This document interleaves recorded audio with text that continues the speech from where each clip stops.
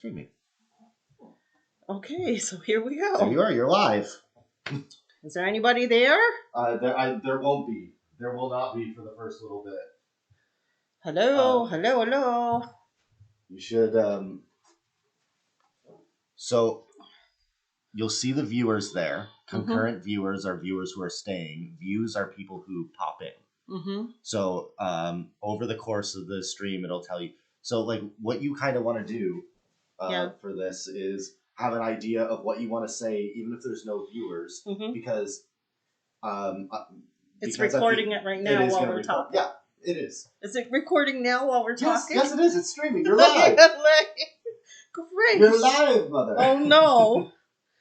That's my daughter helping me with my first live stream. Pretty embarrassing, huh? I'm an oldie and she's a youngie, so she's helping me with all the tech stuff. Yeah, so there's not really anybody here yet, so I'm just gonna see if anyone comes. Then we'll start chatting. If nobody comes, I'll just delete this.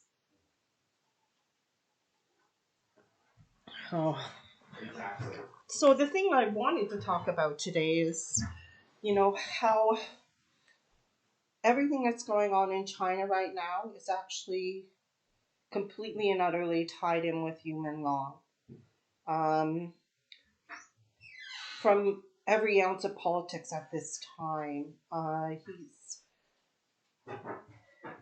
the reason why they had a chance to subdue President Xi, Chairman Xi, Jinping was because they knew what he was going to do prior to what he did to Menglong.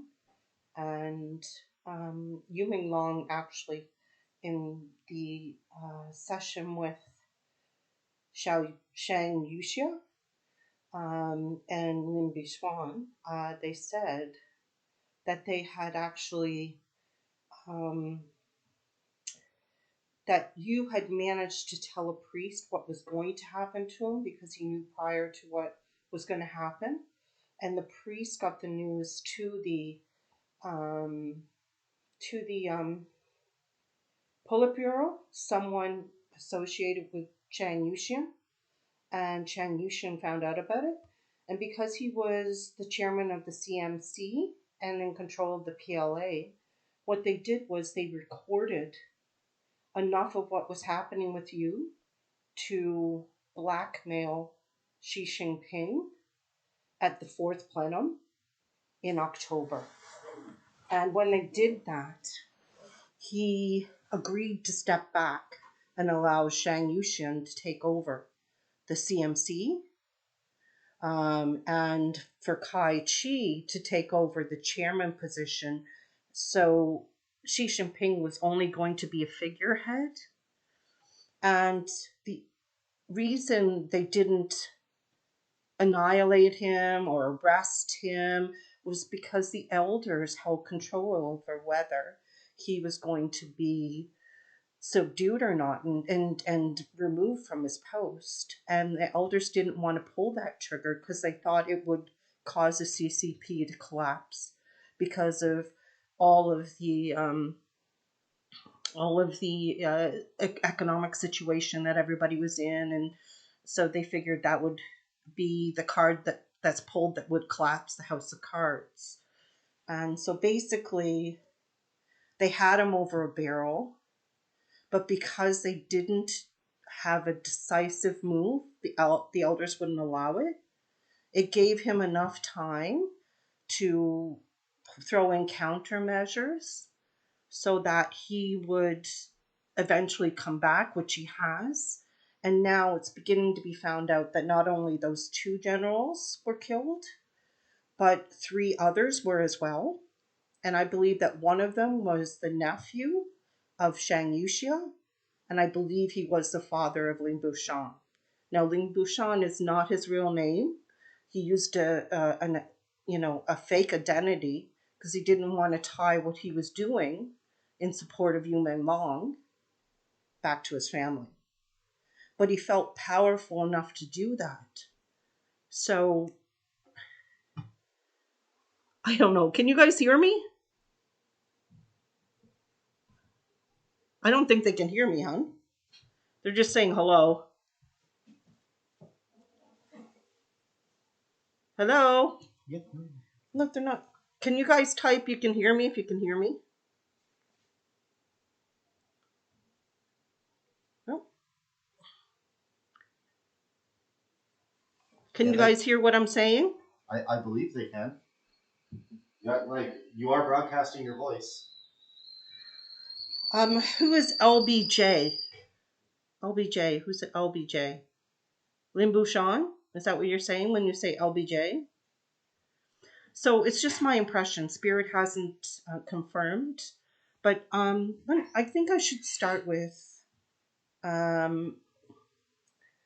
what there's a lot of sort of misunderstanding about what I am. I'm not a psychic. I'm not a medium. What you would call me is, I guess, a spiritual investigator, a paranormal investigator that uses equipment to speak to or detect people who have passed over. So I guess it was maybe 20 years ago or 25 years ago. I had a friend. I was with my boyfriend at the time, and a friend of his came over from Montreal. And he started talking to me over a glass of wine about devices that could help you speak to the dead. And I thought he was a bonkers, really, really bonkers. Um, honest to goodness, I thought he was bonkers. I was like, is this guy sleeping over or do we need to get him a hotel room? Anyway, no, he explained to me that you could modify a radio and that spirit could talk to the frequencies, the pink, the brown, the white noise, the static that you hear. They can manipulate that to speak with you. So it's not pieces of what the news anchors or broadcasters or DJs are saying so much as it is the noise that comes in under the static. So I built my own spirit box 20 years ago because I'm a little bit more scientific than most. When I was involved in paranormal investigation, I was the science tech person, the one that came in with the REM pods and the technological devices to detect spirit. So I started using Ghostbox predominantly. And since I did that, since I started doing this with the book Ghostbox, it's been, as years progressed, it's almost like when you listen to Ghostbox of other people who do sessions like 204, you hear broken language. When you hear Candace doing it, you hear broken language. But I put so much energy into this box, and I think you've heard my session with John Yushia as well. The whole back end of that session is sentence after sentence after sentence, completely and utterly, very easily understood, no interpretation needed. He was saying, exactly what he probably wanted to say in life before he died. And there was no doubt about it. So um, that's what I've been doing with paranormal investigation. I've had my own teams, I've jumped onto other people's teams, but in the last few years, I actually I worked in the oil and gas industry. So I'm extremely techy. And so that was the position I would take on the cruise. And so I'm not as much, I'm very spiritual now. I wasn't before. I'm very open and I've done lots of research into it. One of my favorite things to study has been parapsychology. So I'm a writer as well. So I write lots of books on mythology and lore. And I really do believe that a lot of mythology and lore has some basis in reality, you know. And I'm open to the fact that we are not alone in the universe because wouldn't that be such hubris to think that we are the only thing out there, the only game in the on the field, right? How can that be? With look at every star that's in the sky. How can none of that have life? So, I'm very open to the idea of, I've heard stories about reptilians and so on.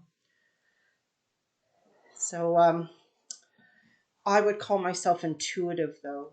And I think, I don't know what it means, but when I first found out about you, Menglong, oh man, I mean, I think the first video I heard was him crying that he had been suppressed for 25 years. And, you could hear the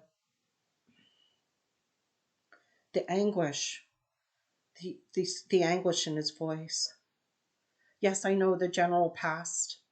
I Christina, I know the general passed. He told me in my video, my session that I just posted yesterday. He said, and the spirit said, although they never said dead. So what they did say was in the middle of the night when he was naked, they came to his residence. It was a team of elite fighters from the South Pacific that Xi Jinping had bought, allegedly. I got to keep putting that in there. Um, and they had come and they'd opened fire on his residence, and he ended up being shot. So from that moment on, just in the fact that how the strength of what was being said through um, Zhang Yuxia it's tremendous. Like someone who hasn't passed on couldn't communicate like that. It was like he's already over there. He's already transitioned. He must have a really strong spirit, and he just told me everything he needed to say. And he's, you know, I mean, I'm very sad because he was the only chance to rein this guy in. And I really do feel that since he's gone now, the first thing she's going to do, even if there is civil war, is attack Taiwan because he wants that trophy. And all he's had is sycophants by his side for years, yes men that wouldn't say no to him. And so he has, people have not been saying no, and they've buttered him up and they've built him up, and he has an overinflated ego. And he doesn't realize what Sean Yushua told him. You do not have the firepower to do this. Japan and the US are going to come in. They're going to blockade the Taiwan Strait. You're not going to get oil in. You're going to get maybe a good few hits on Taiwan in, but that's all it's going to be. And then you're going to have to pay reparations afterwards. So you're not going to win, and nothing you do is going to help you with this battle. And there's just no use of, killing Chinese citizens for no reason, for a battle that can't be won. So that's why he killed him, because he wants to go after Taiwan, and he knew he was his biggest block to do that. So it's very sad. So as I was saying about how this works is the reason why I can talk to someone like Chen Duling and she's still alive and I'm hearing from spirit, what's happening to her, what's going to happen to her. Let me explain. When you cross over, time isn't the same there. You become all knowledgeable. You go into what you call a life reflection. You're in transition at that point, and you're still very connected to this world.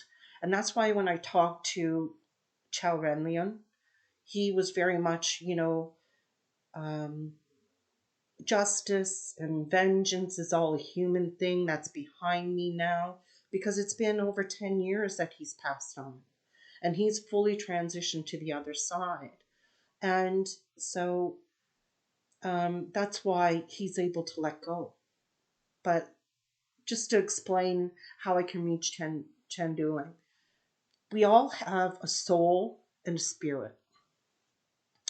Our spirit is um, let me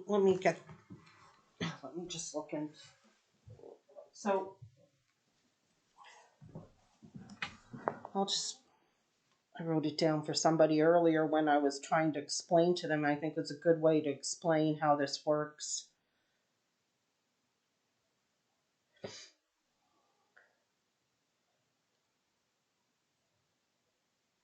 So,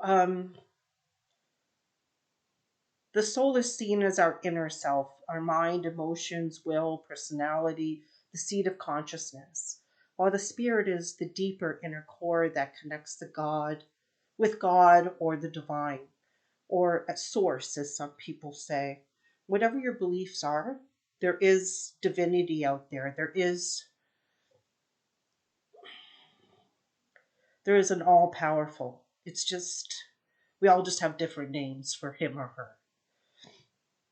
And this representing faith, this divine being, worship, eternal life. That is your spirit. With this, and that's eternal life. And with the soul acting as a link between the physical body and the spiritual self. So the spirit is what I talk to. The soul is what goes on later on to reincarnate, to go and level up and become sages and other things, or divine individuals, whatever, spirit guides, things like that. That's the soul. But the spirit can be. So when I talked about Gu and how his uh, his soul was devoured, and I really do feel like he was telling me that in the act of what they did, because he signed a pact with them, um, that his soul was lost, because he did say he was happy that you got his soul back, because they tried to do the same thing to you, but you had never done a covenant with them. He refused to the end. And Gu actually said in the session he admired you, because he in the end he was a man. He never caved. Right up into the end, he never caved. And so he said he was jealous of him a little bit for having gotten his soul back. But so it's very sad what's happening with him being trapped the way he is. And he says he's not alone. So I don't know what these guys are. I don't, but I do have a feeling of what they are. So how I perceive things and what I meant to say earlier, I'm kind of jumping all over the place here, but so I use technology to communicate with the dead. So I guess you could say that's a sort of mediumship, because what do mediums do? They talk with the dead. But I need a device to do it. I can't just do it. It doesn't happen in my own head. But what I have and what I claim to have is intuition. So I call myself an intuitive. So when I heard on that video you crying out, I was like, okay, all right. So I went down the rabbit hole with what happened to him, and none of it sat right with me. First of all, when I looked at the picture of him being on the ground, I knew that couldn't be him, because of the anguish that he screams, that didn't look like a tortured body. And it was from the get-go, I was like, no way, he fell out that window and landed in front of the door, unless they threw him like a curveball.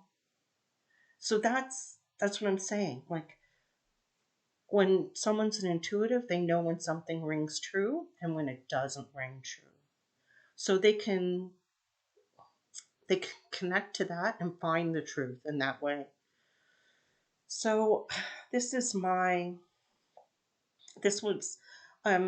I never posted on YouTube ever before, but when I started to talk to you through other devices other than the spirit box, I started to use an iovolus, so that he could it would throw up words that he was saying one at a time, and it kept asking me to help him.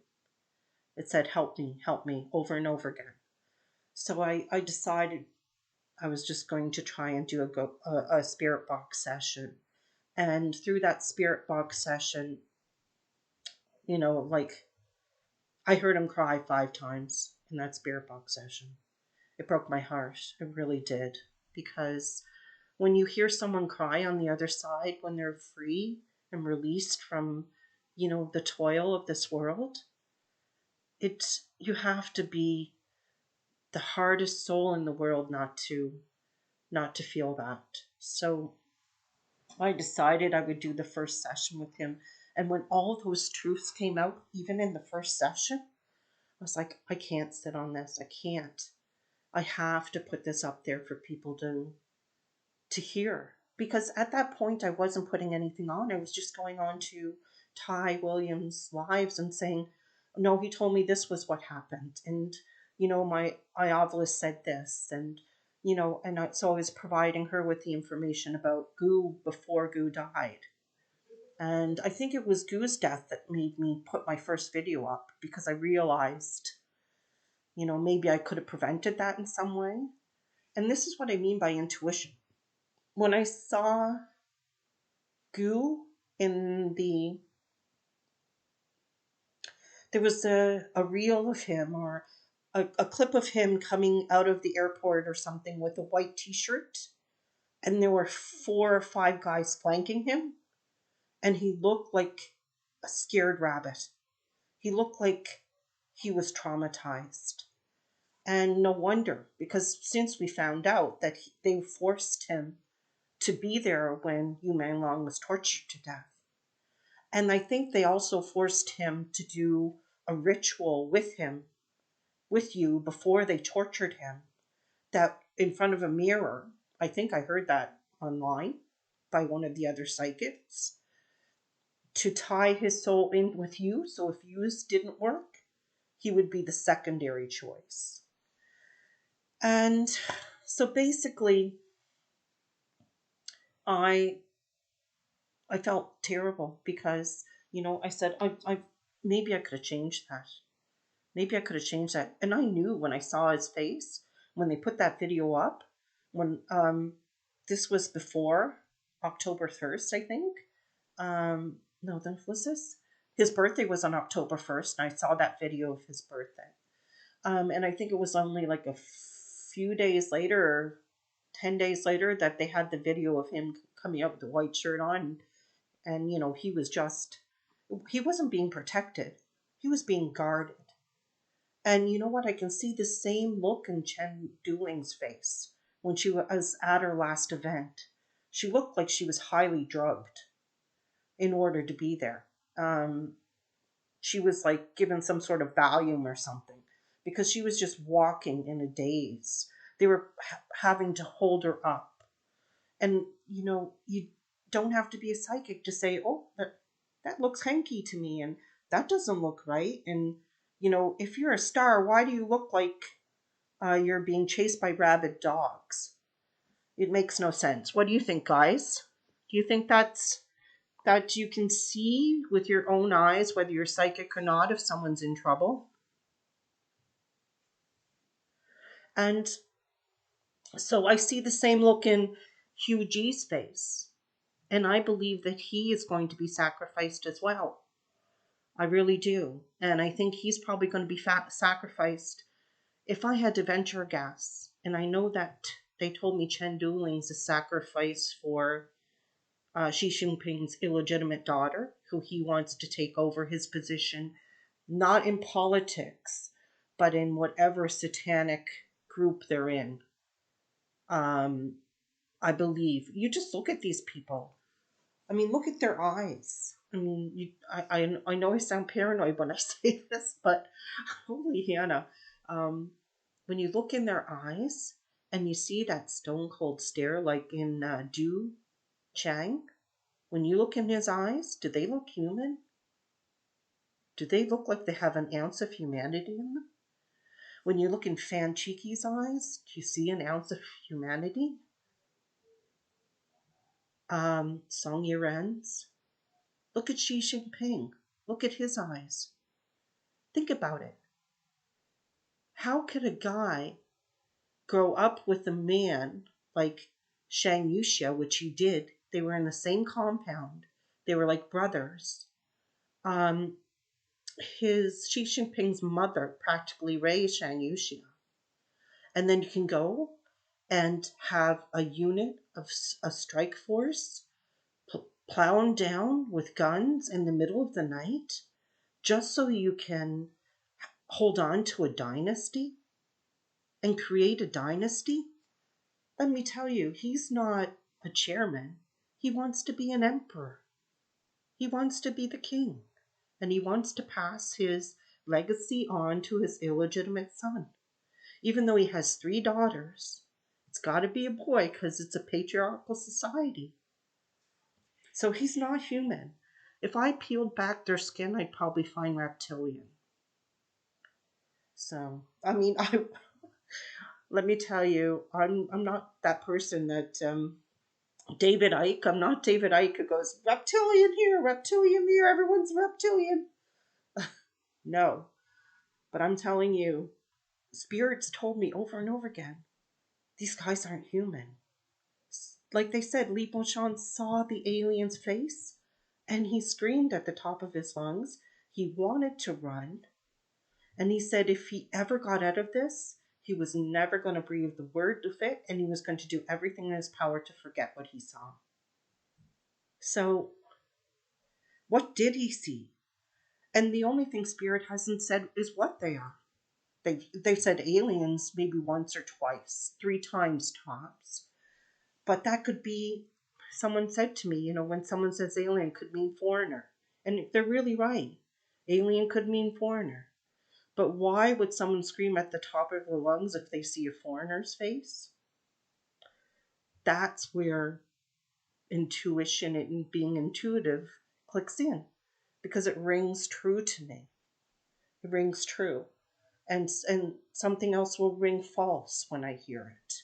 So, I really, it really kind of bothers me when people take what I say and they run with it and they say, like, I think the Chinese name for it is Lei Ming or something like that, or Lei Mei, where they call me a psychic. And I've a number of times I've typed, not a psychic, not a medium, just maybe call me a spiritual investigator, a paranormal investigator, and, I don't want people to look down on what I'm putting out there because I'm not getting downloads from spirit, or I'm not doing remote viewing, let's say. I'm using technology to do it, but I put so much, I believe the whole world. Nikola Tesla, the spirit box actually came from a guy named Frank Sumter, but Nikola Tesla and Edison both created spirit boxes of their own. Edison called his spirit phone, and Nikola Tesla created his after his mother died to contact her. So brilliant people like that believed in that theory, created it, and that's where this all came from. So it's not woo-woo. And you know what the difference between pseudoscience and science can sometimes only be a matter of years? Because what we think now as far out there and not possible, 10 years from now can seem like, why didn't we trip across this truth earlier? This is exactly how the universe works. Energy. That's what Nikola Tesla said. Think about the universe in the terms of frequency, energy, and something else. I can't remember. If you guys remember, let me know. There were 3 things, but frequency for sure. And do you know what's really fascinating about this time? And I believe it is a time of great awakening for everybody, spiritually and energetically. For decades, century even, the Schumann waves that wrap our planet have always been around 7.5, and they've stayed consistently around 7.5. Yes, they've spiked with solar flares. There has been times of solar maximus and solar minimus. So they have had spikes. That's where the aurora borealis comes from, actually. But in this last year and a half, the Schumann waves have gone up to over 100 from 7.5. And they stay consistently at that rate. What could possibly be going on?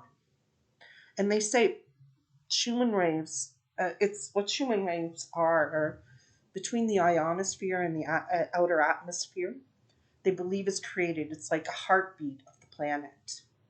You know, you could actually, if you had the right equipment and you look from outside the planet would kind of look like a heart beating. And they're postulating that a lot of these earthquakes are coming from the extra energy that's showing up in the Schumann waves.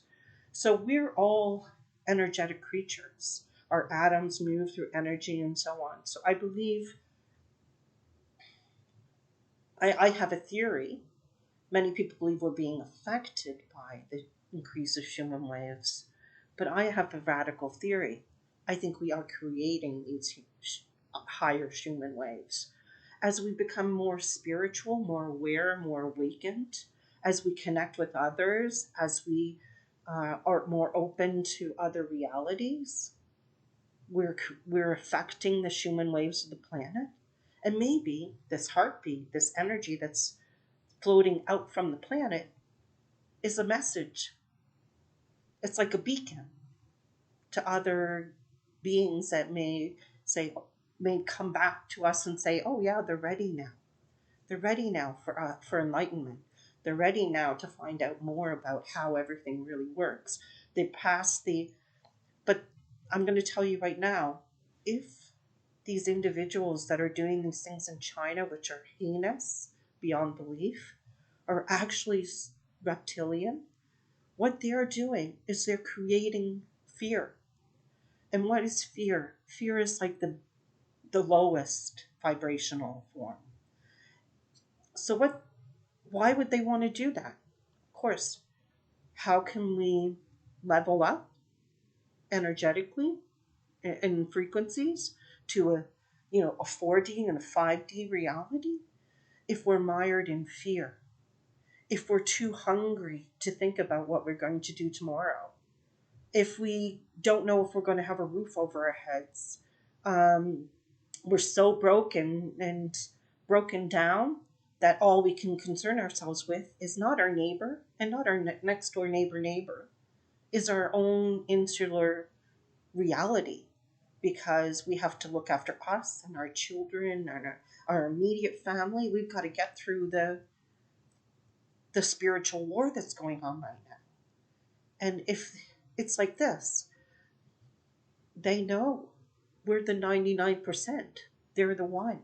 If we ever come together, if we ever decide, hey, enough's enough, we don't want to live like this anymore, they know an ant can devour an elephant if the colony gets together. So the 99% can suppress the 1%, but they keep us divided. And it's tribal. They say, no, you don't like that person, and that's a person's a Democrat, and that's a person's a liberal, and they're progressive, and even here in Canada, and that's another thing, they say I'm British and they say I'm American, but I'm Canadian anyway. So even here in Canada, they go and they want to have us hate a person who just wants to wear a skirt. I don't care what you wear. It's just a piece of clothing. It's just we have to stop. We just have to stop. And this is why they're doing it to us, because they're choosing the most aware, the most awake, the purest souls, because they know that energy is like, it's going to wake everybody up around it. Have you ever walked into a room, and I know you guys must do this as well, have you ever walked into a room and you go, oh no, bad vibes, I'm out of here? Or have you ever walked into a room and you automatically gravitate to the person in the corner? Because that person's energy is just emanating from them. Because maybe they're awake. Maybe they have knowledge that they need to, they call it celestial prophecies actually. Have you ever had a chance, like a time where you've gone out 3 times in a week and you've run into the same person in 3 different places and you haven't even seen them once in the last 3 years, but you've run into them 3 times in 3 weeks, right? That's because they have something to impart to you. They have a message, and you just have to take the time to speak with them because they were put in your path for a reason. And, sometimes a little thing can turn into a big thing later on. And so, it's fascinating. But I really do believe that what's going on in China right now and around the world is they're realizing we're waking up, and it's scaring them to death. And you know what's the best way to cause the lowest vibration in the world? A world war.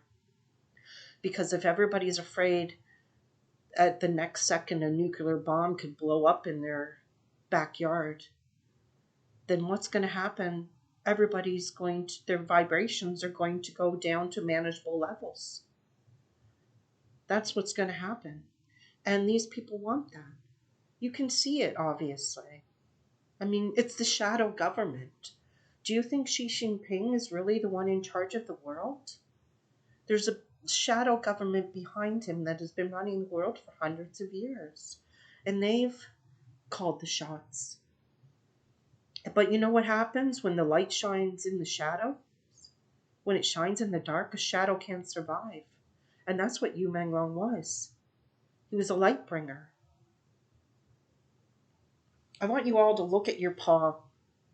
Look at both your palms and put them together. Please let me know if you have an M on either one of your palms, or when you put your palms together, do the 2 top lines that go from your middle finger to your pinky finger connect? So if you have an M on your hand, type in 1. I want to see how many people have an M. Type 1. If you have an M, the M would be in the middle, and it could be really faint. It could be in between your lifeline and your marriage line. I have 2 M's, and I have a crescent. The crescent is the 2 lines put together when you put your palms together. So if you have a 1,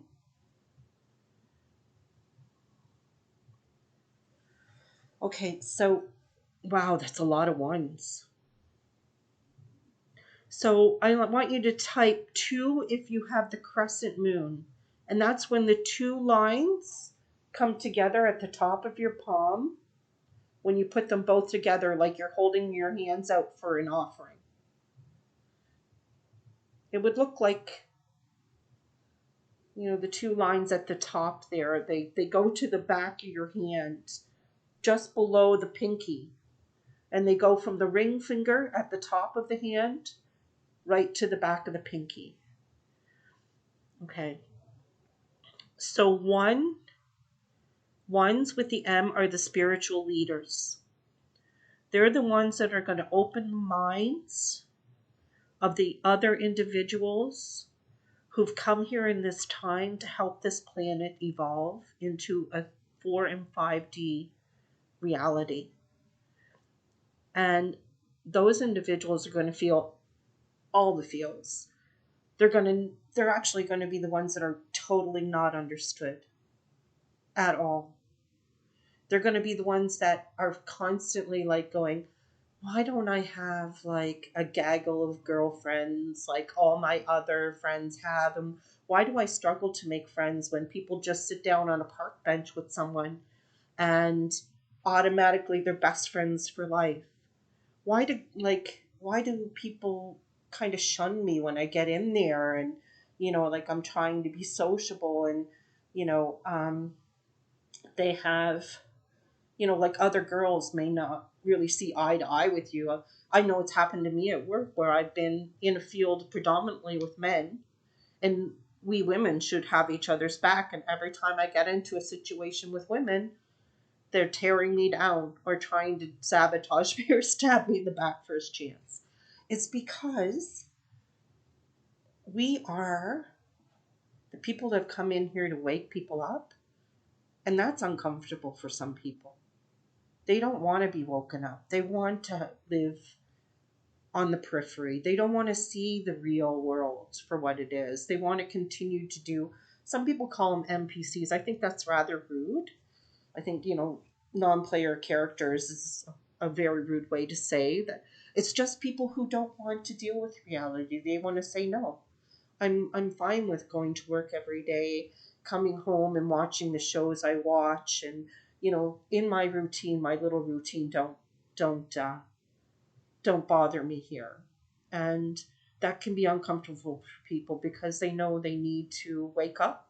They know they have to be here on this planet at this time, and they don't want to deal with that reality. And you are coming in there with your energy, your M energy, your it's called leadership energy, and they won't have any part of it.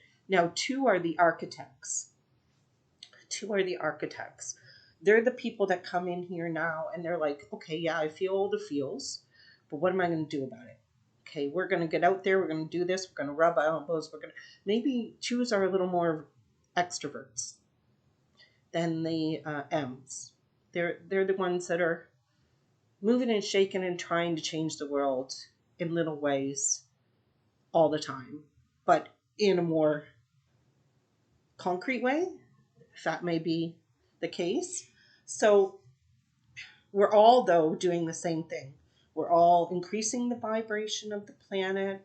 We're trying to reach out to people spiritually. We're opening our minds to new ideas and not falling into, or trying not to fall into the routines of, um, denial of anything happening. Like, I'm just going to live on my little corner of the planet and you don't bother me and I don't bother you. And that's why we're here.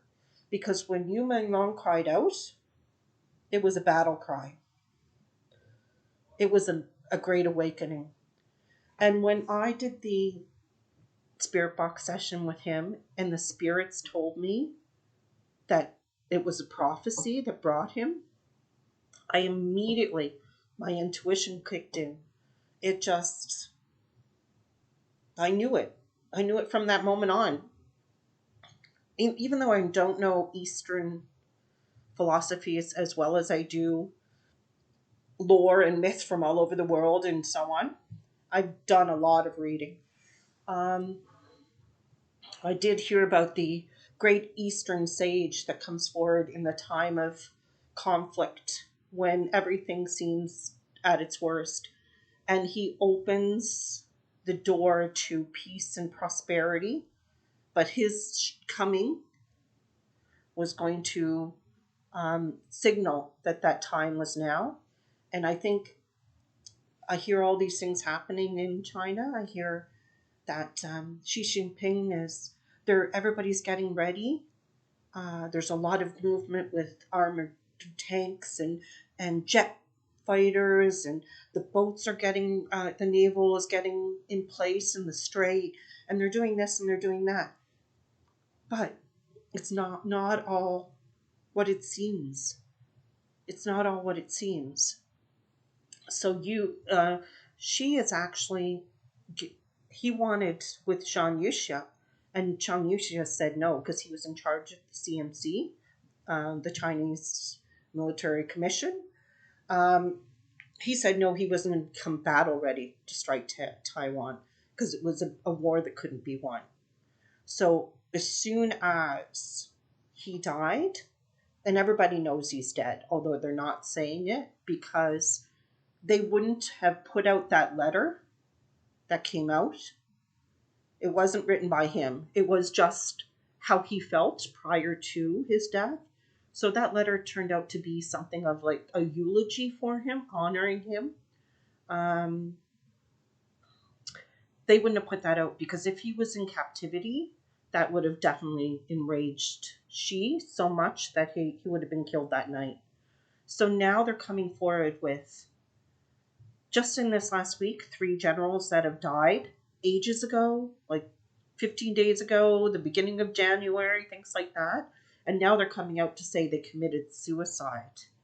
So you know what that's leading towards. And my intuition is telling me that they're going to say within this next week that Chiang Yuxia committed suicide in captivity. And they're just going to say, "Oh well, he felt so guilty, he committed suicide," and the elders are going to let she get away with it because they know that if he's brought down in disgrace, it may mean the collapse of the CCP. So they're willing to go along to get along, and that's why she is still in power, because they never had the courage to do what they needed to do at the fourth plenum when they had she over barrel with Hugh's death. What a brilliant man Hugh was. Every time I talked to him, I found out something new. For example, one time he told me that he was trading information with Chen Duling and uh, Leo, what's his English name? Wow, I can't remember his English name. I did a reading on him. They were good friends, and he. Anyway, so he told me that he was passing on information through song lyrics with them in code. You know how the Chinese language, you could have one word sound like feather, and they're saying like that's why Xi Jinping doesn't like uh, put a ban on this word and that word, with fish. Anything that sounded like fish because of Yu Menglong. Well, he used to pass along messages using song lyrics to them in that way as well. And then we've all seen the pictures wherein, his eyes were hidden what was going on in the room. And him tapping SOS on things as he was standing in the airport trying to get people's, attention, tapping SOS on his phone, tapping SOS, holding the bottle up when he was in Shihao to show what was the person that was holding him at gunpoint. Julius, that's right, that's who it is. He was saying that he was passing messages on to him. And so he hasn't been entirely alone. I know we feel that way. And I think it's so sad. I really do. My intuition told me that they didn't kill Fuli that night. I don't think they did. I think they killed Fuli in like July.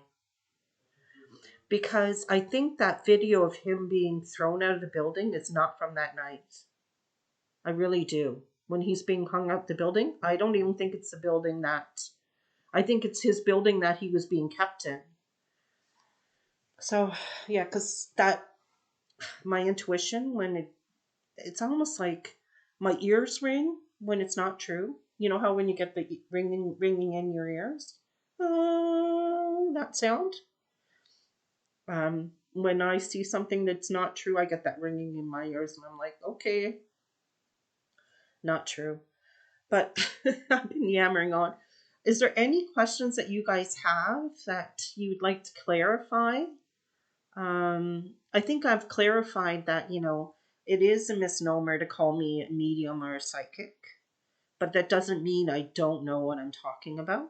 In fact, sometimes I think there's more information given to me using the spirit box that's more precise. For example, with the last reading that I did on Shang Yusha and Li Bouchon, when that phone rang, I think you could all hear that when that phone rang. And it said Donald before that, as clear as day. It said Donald, and then it phone rang, and it sounded like an old-fashioned phone, like one of those rotary phones. It didn't sound like a phone, like a cell phone. So I'm like, was that the phone in the Oval Office ringing? And then the spirits immediately said, help us, we're starving. He's killing us. You know, so that's what they want to say to Donald Trump. Oh, they also said, the spirits also said, find his house. And that automatically made me think, yeah, they want Donald Trump to come to China and pull another stunt like Venezuela. Just pull him out of his bed as well. Because what Xi Jinping's doing is he's going to cause a world war, is what he's going to do. And I said that when I talked about my reading for China in 2026. He was going to do something stupid and was going to cause a war. And there's another psychic, well, a psychic in England, and I think his name is Parker, and he said that Xi Jinping was going to start a war by accident, and he thought it was going to be like a submarine crash. And you know what? When I was doing my reading, my session on Zhang Yuxia, you know what kept coming in underneath throughout the whole reading was sonar blips. Ping, ping, that sound that sonar makes when it's going and doing its sweep. And when it finishes the 360-degree sweep, it does a ping. That's the sound you hear when you're in a submarine, because it's got to keep sweeping the ocean so you don't run into anything. And so I think he does have a point there. Something's happening with submarines. And that might be where Xi Jinping makes his first strike, because if he can get into the strait with a submarine and he's not detected, he could fire on Taiwan at a major point before they even know he's there. But that doesn't mean he'll win the war. It just means he'll kick off a conflict, which will bring the US and Japan into it. And once the US is into it, that's what Donald Trump wants. He wants to take over all of North America and South America and Greenland. He wants to make that into all the same continent. That's what he wants. And I really do see this happening. Not a psychic again, but I've asked Spirit about it in sessions that I haven't uploaded. I did a session on what is Donald Trump's ultimate goals and what does that mean for the world. And I decided not to put it up because it was a little too explosive. But I'm going to let you guys know here. His plan is, and this is what the globe is going to look like in the next 10 years, maybe 15 years. North America, Latin America, South America is all going to be one continent with Greenland. And then all of Asia is going to be Eurasia. It's going to be all of Europe and Asia. And then Africa is going to be Africa, but smaller, because China's going to take over some of the Indian sort of areas and Asian parts there. They let Africa stay Africa because it's a buffer zone that keeps them out of each other's territory. And what is it going to mean for us? Well, it just means that, we're just going to be it's the elites are doing this. What does it have to do with us? That's what I keep thinking. What if all of our spiritual individuals decided one day we woke up and we just said, we're not going to play your game anymore? What if we just woke up and said, you know what? I'm struggling to live as it is. Why don't I take all my money and just go on an extended vacation in the tropics? And you know what? Hey, you get there and you're on the beach and you start talking with a local, and the local says, you know what? I've lived down here for years. I don't have anything, but I'm happier than I've ever been. And you know what I do? I sell jewelry on the beach and I make bracelets. And you're like, I cannot believe I've been in Toronto, Canada, or Montreal, or New York, or the Midwest of the US, shoveling, scraping my car, getting yelled at by my boss,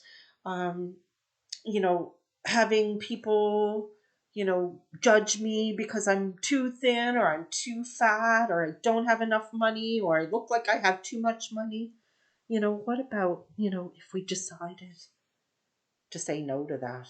What if we decided to stop playing the game that's already fixed by the 1% that are there? So, what if we did that? We woke up that one morning and we decided to do that. Because the game is rigged for them to win and for us to choose. Everybody talks about money trickles down. It doesn't trickle down, it trickles up. It trickles up. Everything we do in life enriches them more. Every single minute of the day, when we spend, when we earn, when we, take part in some sort of marketing survey or whatever, it just makes them richer. Look at what COVID did. How many small businesses did that kill? And when it killed all those small businesses, where did that money go? Went right to the Bezos and the Elon Musks. And they could compete for being both the richest people in the world. And we just sat back and said, oh yeah, you know why we sat back? Because they created the most basic emotion that humans have. They triggered it. They triggered our fear response. They made us afraid to go outside of our doors, to talk to our neighbors, to visit our relatives, to say goodbye to our dying grandparents. They made us afraid, and they wanted us to be afraid for the emotion that it gave and to keep us in check. And it was a test as well to see how well we'd listen. And this new virus that's coming up, it's going to be the same thing. It's the second virus. It's the second trigger. They're going to try to institute 15-minute cities from there. Look at China now. I said so in my session. They were going to lock people down like they did in COVID. They're doing that. They're demanding everybody's passports. They're making it impossible for you to get a passport, so you can't leave the country. But those elites will still be able to go. Well, there was a guy that defected from the Politburo, and he was the head of security. Do you know how many secrets he has? And he's already gone because he sees the forest for the trees. It's a colossal meltdown over there right now. So, but that all stems from you, Menglong, because this is how this happened with you, Menglong. I think. Do you guys want to hear about how this all started with Chow Ren Liang and Yu Menglong, or do you want me to talk about something else?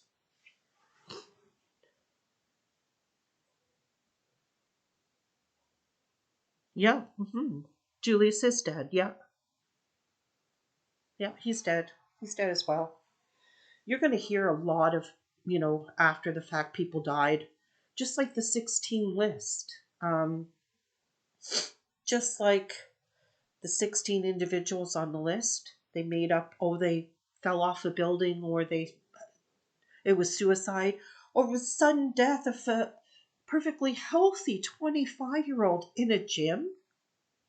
Come on, people. You don't have to be psychic to go, that doesn't ring true to me. Why would a 25-year-old who's perfectly healthy suddenly die in a gym? Okay, but that's what you're going to find out in the end. There's a lot of actors that are now out of the limelight that are already gone because it's the saddest thing. We have boycotted their money-making machine, which is the film industry. So now they have to look for other avenues to make money. So what they're going to do is they're going to start using schools as drop zones for hearts and livers and kidneys and lungs and you name it. And the children are not going to be safe going to school. And if I was a parent in China, I would start homeschooling that child. They're also going to take small towns. It's what I'm thinking. The spirits told me that you'll have to consider if it's your lucky day, if you need to go to the hospital for anything even as minor as a cold.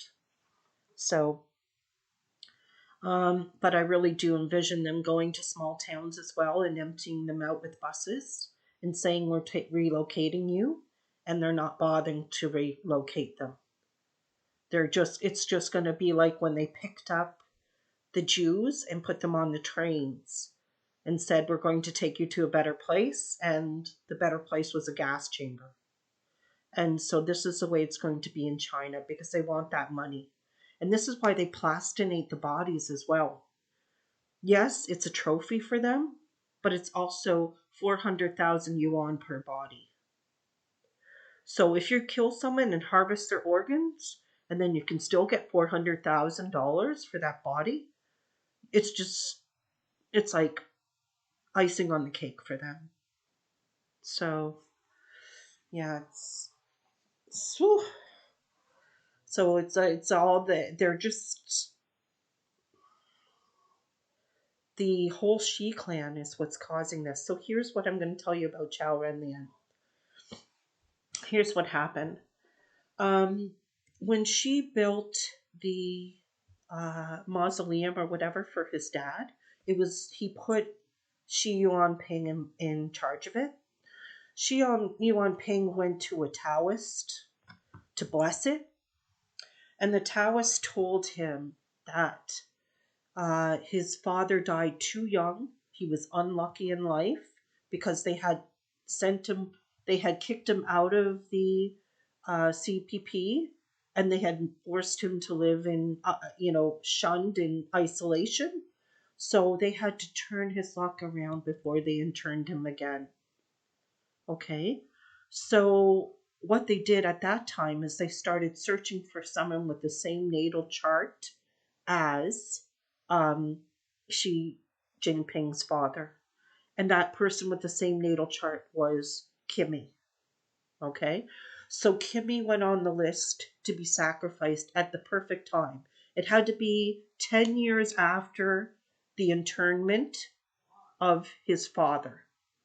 So what they did was, 2000, they started design on the mausoleum, and it was completed in 2005, and the ceremony was complete by 2006. Exactly 10 years to the day was the day Kimmy died. So that they did that, and then exactly 10 years after Kimmy's death, another person needed to be sacrificed, the Taoist said, for Xi Jinping. So they found, at that same time as they found Kimmy, they found Menglong. They found him in actually elementary school. And that's why Chen Sing Song started a program at his school. And then when Menglong went to his academy, they sent Du Cheng and Zhou Pin as handlers of him to get him and guide him towards the entertainment industry so that they could. Why did they want to build him up? Because in building him up, that ensured he had the right amount of luck to pass on to Xi. And then they tore him down over a 2-year period, constantly torturing him, because that was part of the ritual. They had to break him to disconnect his soul and his spirit from his body and his joints to make the sacrifice work. And that's what happened. And they had this planned since 2000 I think, or 2001. And they're still doing the same thing. They're still sacrificing people, but they're doing it with games now, so they can make money as well on that. So what they do is they film the games, people bet on it, people pay to see it, so there's some more money there. And then they take the bodies and they sell them for plastination for 400,000 yuan. So, yeah. It all ties into you, Menglong. All of this, all of this. So when he was able to get the word out that this was going to happen, they set Xi Jinping up. They set Yu Ping up. And they had the proof. But they just refused to arrest him. And because the elders said, no, we think arresting him will kill the CCP at this time. And here we are now. Civil war is going to break out. The spirit box told me, spirits on the spirit box told me that the police and the 38, so that's the 38 Army unit, and some of the other units combined to fight against Zhang Yushia's faction from the north and central. They're going to combine, and they're doing it now. You see those films where at night there's gunfire? That's the PLA saying to Xi, yeah, you think you got away with this? But we're letting you know you're not, you haven't fooled anyone. We're not following your orders. And that's exactly what they did, because right after this, they sent a letter out en masse it's like the Chinese national newspaper, right? They sent an open letter to all military personnel. All military personnel must follow the central leadership, which means follow Xi, right? Never in the history of writing anything like this have they ever said must. They have just assumed and said all military follow Xi. So they're sending they're broadcasting to the military, you got to follow him religiously, and they're not doing it. And afterwards, after this happened, she sent out a notice for everybody to kiss his ring, sort of thing, and they ignored it. So he's in big trouble, and I don't think he's going to get out of this. But before he does go, he's going to flip the table. And he's going to flip the table on Taiwan. And, he's not going to get very far with it. And I really do think his health is in really bad shape, and I don't think he's going to live out the remainder of the year. I think he's going to be probably dead, either by being killed, because I really do think that attack in the tunnel was set up by Zhang Yuxia. Actually, no. I don't think it was Zhang Yuxia that set up the attack in the tunnel. I think it was actually Kai Chi. Because I think Kai Chi wants him gone so he can take over. And I think that's why he's letting him hang himself. I think that's why he's letting him go off the rails. Because if he goes off the rails, then she can't hold on to the chairmanship until he's dead. And pass it on to his illegitimate son. Yep, June 15th, yes. That's why he was sacrificed to Xi, because they had the same natal chart. Same for Kimmy. He had the same natal chart as Xi Jinping's father. And they were dismembered. And Kimmy told me he was dismembered. They took off his head. They took off his hands. They did horrible things to him. And they had other people watch. Like that poor singer, songwriter. She saw it, and she just was scarred so terribly after that she couldn't shut up about it. And then they killed her on Christmas Eve of all days. It's sickening. They're all going around like they have no one to account to. But that's what the spirit said. You better hope you don't die, because you're not going to be well received on the other side for everything you've done on this planet to good, pure souls that came here to help others. And they actually actively target them. They actually target them. So Yeah, so this is how it all ties in together, and how I see it going is that Xi Jinping by May, which the spirits predicted, is going to airstrike or fire on Taiwan. But it's not going to get very far because as soon as he does, the U.S. and Japan are just going to move in. They're going to blockade the Taiwan Strait. They're going to make sure he can't get any oil in, and the armies run on oil and supplies. If you don't have the supplies, you know, armies run on their stomach, right? And look what she did for no reason at all. In the last 2 years, what has he done? He's plowed fields, farmers' fields, um, tore down fruit trees. He's trying to starve the people that live in China. He's trying to starve them. Because if you're starving, you're too busy trying to survive to fight back. And those drones that are going around are just filled with toxins to make people sick. Because if you're sick, you can't fight back.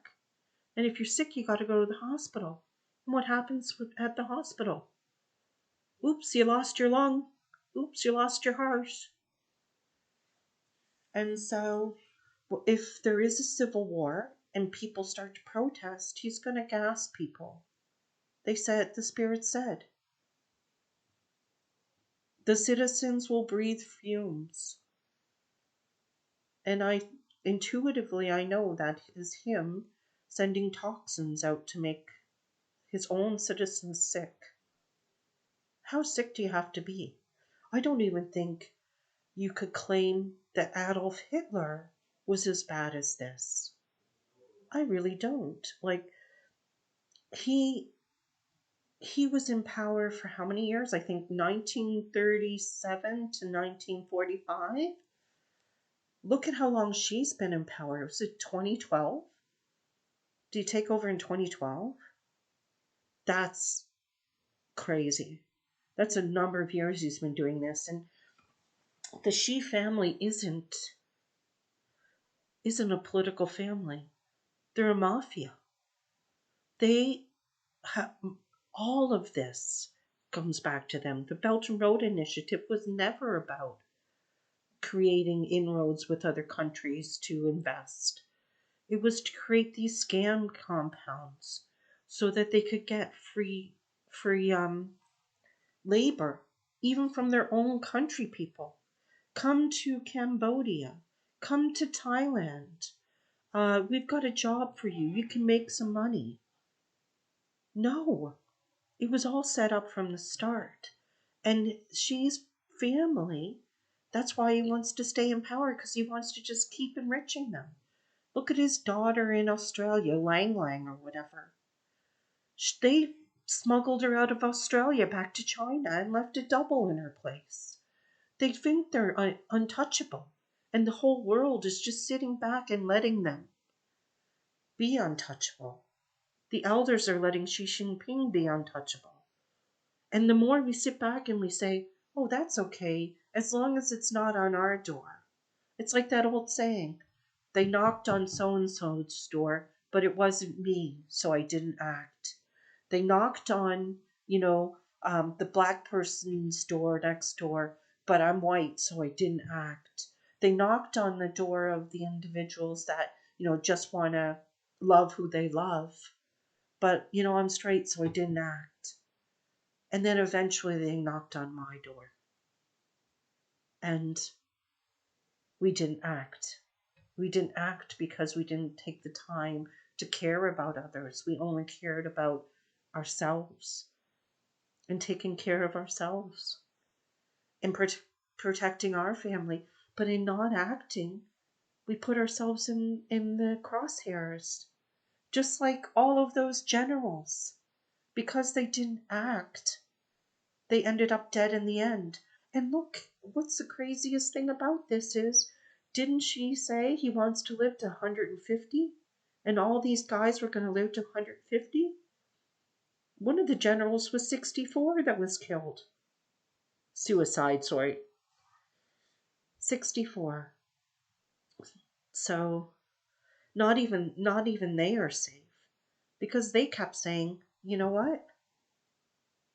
They knocked on so and so's door, but it wasn't me until it was them. And I really do believe that the more we don't try to help each other, and we don't, we ignore the fact that this is happening around us, and we just say, oh, thoughts and prayers, and we're sending thoughts and prayers when there's a shooting and so on, the more we're just allowing ourselves to be the next victim. Because every day we get up and we say, oh, I kind of hate going to work today, and I hate the traffic, and I hate my life, and the only fun thing about my life is the weekends, and I can get home tonight and maybe get an hour or two of screen time in, and then I'm on my phone whenever I can be. And we're just all these devices and so on they're giving us. It's turning us into walking zombies, and we're not even the outside world doesn't exist anymore because it's like a drug. I mean, we are drugging ourselves so that we don't have to live in the reality that's stark, like when you hear someone like you, Menglong, who spent his life as a prisoner. Honestly, probably even before he was signed with that organization, he was imprisoned. And, you know, when you hear that and all he wanted to do was help people and entertain people, you know, just imagine if he didn't have his, he was put into that Happy Boys, was it called? The competition. And he didn't make it to the final round. And that was the only year they had a, a chance for someone to come back to the final round, because there was a one guy there that said, "Oh no, he was probably intuitive too, and he saw, oh my gosh, this guy is in their crosshairs, and I'm going to help him, and I'm going to get him out of this competition because he is just way too naive and way too pure, and he's not. This whole thing is just going to eat him up entirely."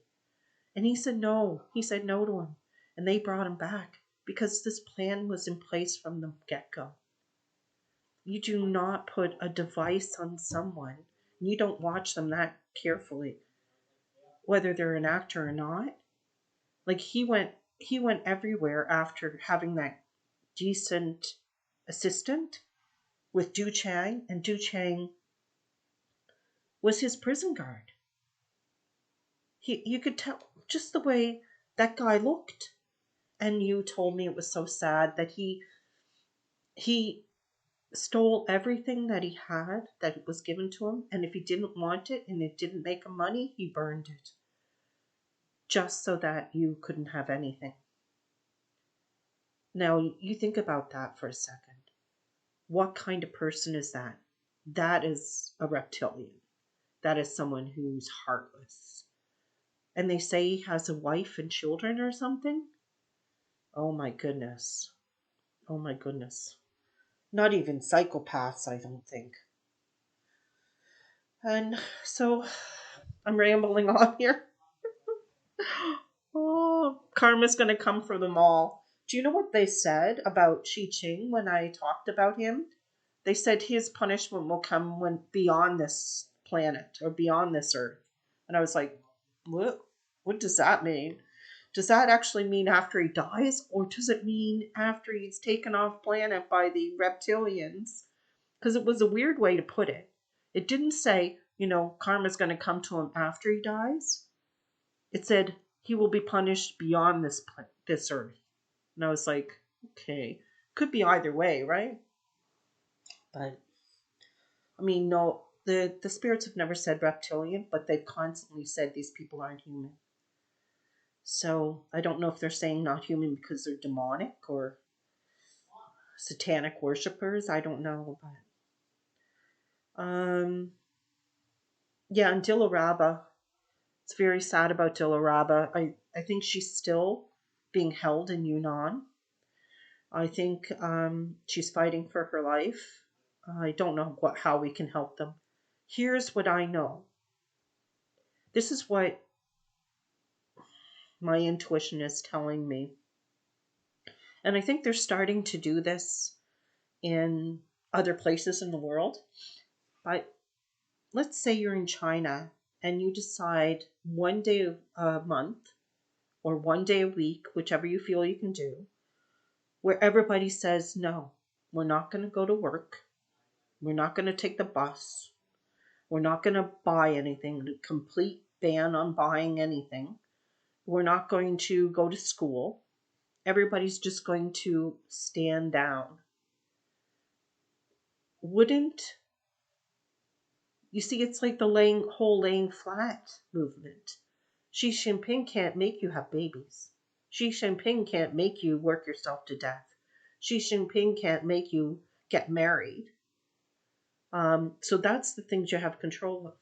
What if you say, no, you can't make me go to work, and everybody stay home for a day? It gives a message to the higher ups that if we can go on strike for a day, what if we go on strike for a week? Because like I said, money trickles up. They only give us a pittance. It's like Menglong when he signed the contract. They took 90% of what he earned and gave him 10% and then made him pay for his own marketing materials from the 10% because he was never an employee. He was always an indentured servant or a slave. That's all that's what the spirit said. Shin-Chi, the CEO, said once they signed a contract, they were his property and he could do whatever he wanted with them. And that was his attitude towards Yu Menglong and all his other artists. And why was that possible? Because it was a state-owned company and they can get away with murder, literally. So it's, it's like, how do you free Gunju Chen? I mean, aside from burning that museum to the ground, I don't know why. I mean, with everything that I know that people in China must be in the dark, so in the dark, because if they knew half the things we knew, why wouldn't they be rioting in the streets like in Iran? Why wouldn't they be going en masse to the art district and just burning every building in that place? I know it's made of cement, but the stuff inside's got to burn. That's what she's afraid of. That's why was getting the riot police together, because he knows there's going to be an uprising, because massive layoffs, the economy in the way it is, when people start starving, people are going to really revolt. They're going to say enough is enough, because it's easy to live day to day as long as you're living day to day. If you struggle to live day to day and they keep you in that way, you're saying, well, at least I'm making some money and I'm putting food on my table. My kids are still going to school. I'm still able to have a drink once a month and go out with the old friends from school days. But when that starts to fall away and you realize, when the first week it happens and you realize you open the fridge and there's nothing in there to feed your kids, that's when people are going to wake up and they're going to go, wait a minute now, I was willing to put up with this because it took care of my immediate family. Mr. Joe Blow down the street could take care of himself, but now it's impacting my family. So I'm going to have to stand up and I'm going to have to do something about that. And that is going to happen this year. That is going to happen this year. Look at how many people are unemployed and living on the street, not able to feed themselves. That's going to start happening to families, and it's going to be Iran. It's going to be Iran. And speaking of Iran, there's no way I can see that it's said that Donald Trump, in my reading for Donald Trump in the US, was going to do an airstrike on a country with a president. And I really do think that's Iran. I think he's going to order an airstrike on Iran in the next month or two. Again, this is not psychic readings. These are the spirits telling me specifically that he's going to do it, in my intuition and knowing the situation and reading what's happening around the world and intuiting that it's going to be Iran. Because I can't see him calling an airstrike on anywhere else and getting away with it. You know, he could call an airstrike on Cuba or Colombia, but people are going to say no. You know, why did you do that? But if he hits Iran, then people are going to say, well, that tracks. The people are in turmoil. You know, the government is this, that, and the other thing. So, yes, my daughter just came out of her bedroom. She gave me the thumbs up because she helped me get this all started today. So the beginning of the video is just her yammering at me about what buttons to push and so on and so forth. She's like the youngins teaching the oldins how to do all the technology. But, yeah. So I've yammered on for a while. Should we talk about anything more, or should I let you guys go?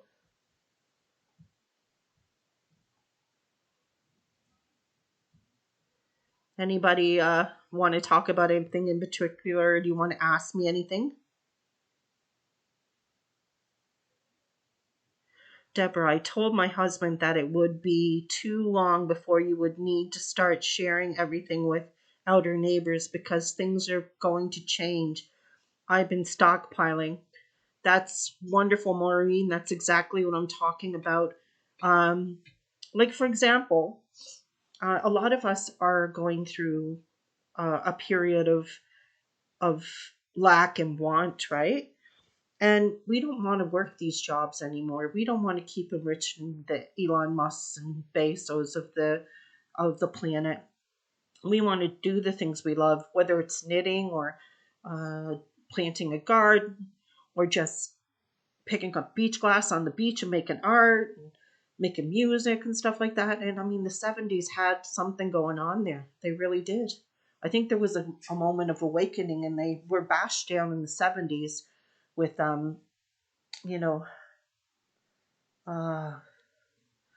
was it Vietnam that was going on at that time? And, you know, the protesters of that, and they were in communes at the time, but I think they had something. They had something.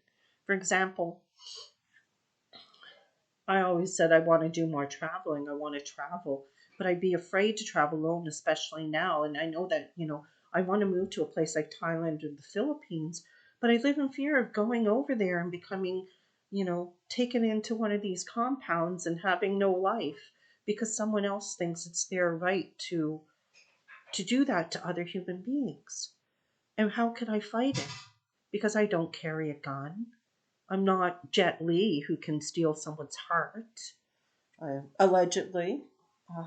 Hate saying that.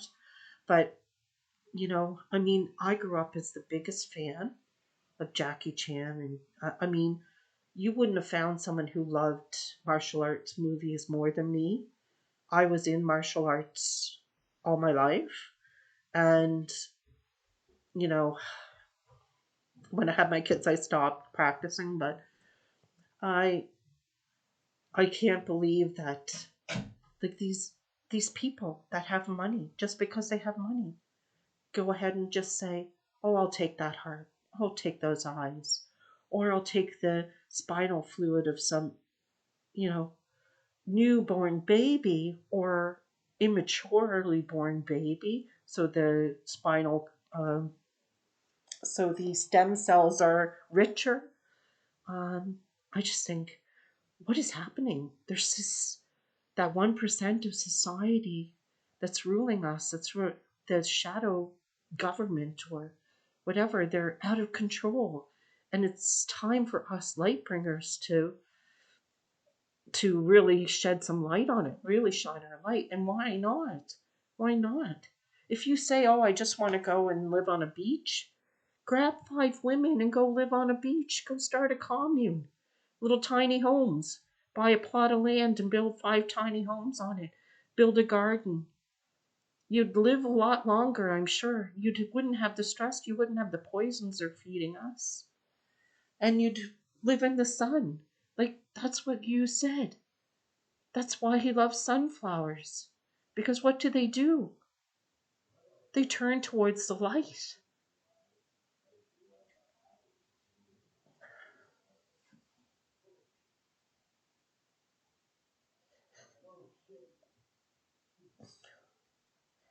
Sorry, I'm getting a little emotional.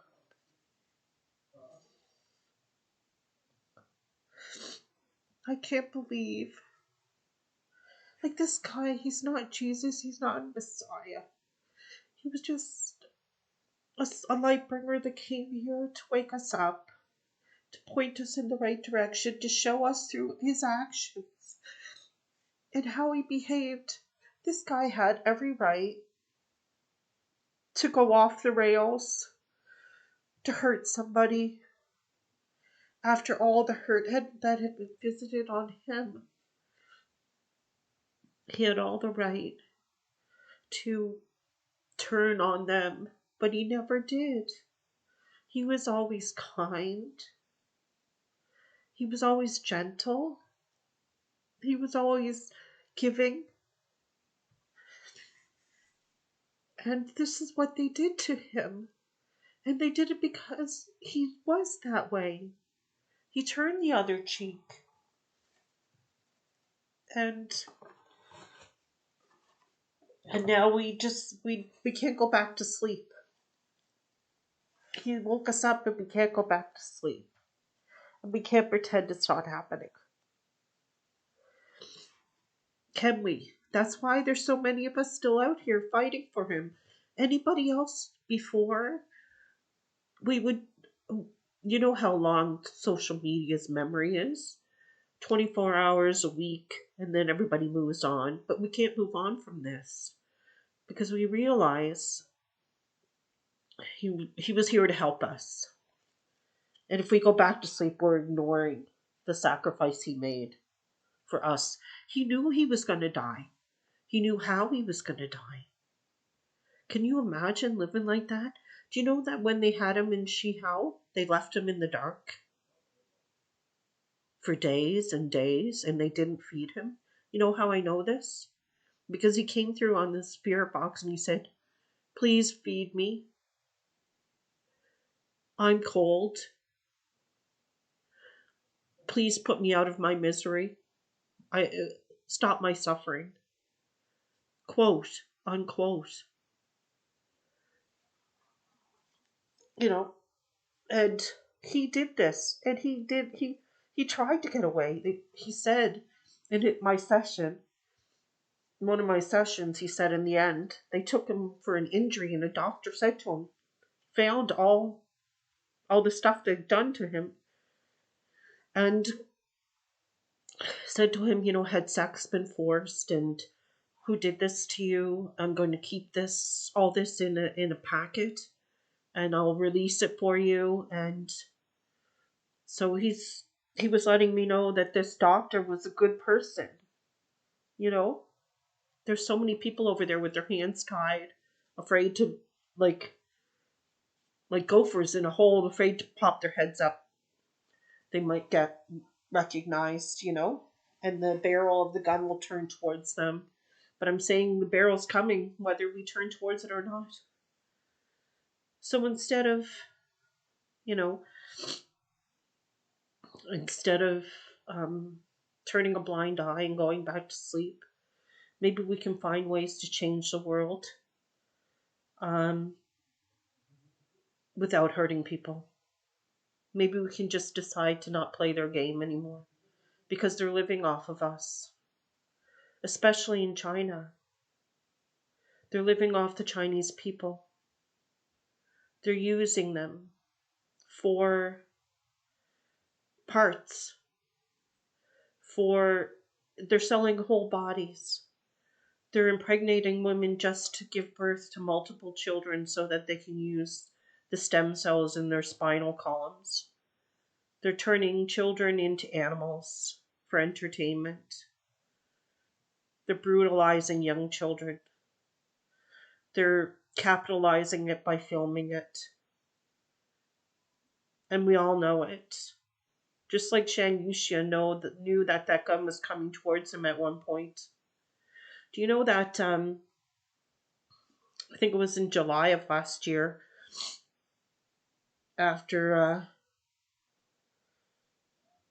before October and the fourth plenum, she said to one of his subordinates, he said, "We got to do something about Shang Yuxia," and that subordinate took a team of strike team PLA to Shang Yuxia's office to try and arrest him, and a firefight broke out, and Shang Yuxia killed him. And what did they announce just this week? Oh, that general, that retired general, died this week. They announced it by suicide. Why? Because they're going to come out within this next week and say, "Oh, Shang Yuxia killed himself. Oh, look at all these other generals. They killed themselves too." That's guilt. They're feeling guilty because that guy was actually his superior at one point. So, maybe he feels guilty about the fact that he led Shang Yuxia down a illegal path of, they're destroying his reputation. And at least they got his family out of the city. And they're going to go like,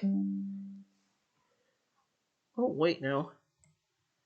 Well, I want to dismiss that. So anyway, is there anything you guys want to talk about? Or should we just end it here?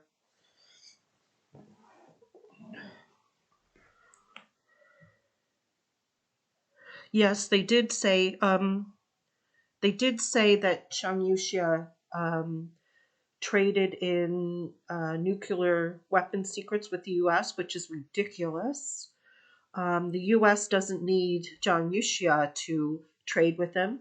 In fact, it was said that the U.S. actually showed Zhang Yuxia when he came to visit and saw, some of their military bases, plans and paperwork and everything that they already had in China. They already had these, satellites images of all their bunkers and locations and everything. They know everything about China. They don't need him trading in nuclear secrets with them. That's absurd. And anyone believes that is absurd. Just like anyone who believes that many people fall off a building. Come on. How many people are going to commit suicide and fall off a building? How many generals are going to commit suicide and die suddenly of heart attacks? Yeah, but you know what I think is the most ironic thing? They're doing all of this horrible organ research, and they're actually doing genome transfer research, right, with the children. The spirits told me that, but what they're doing is they're doing this to live to 150. But how could they possibly live to 150 if they don't know if someone's going to kill them or stab them in the back any given day?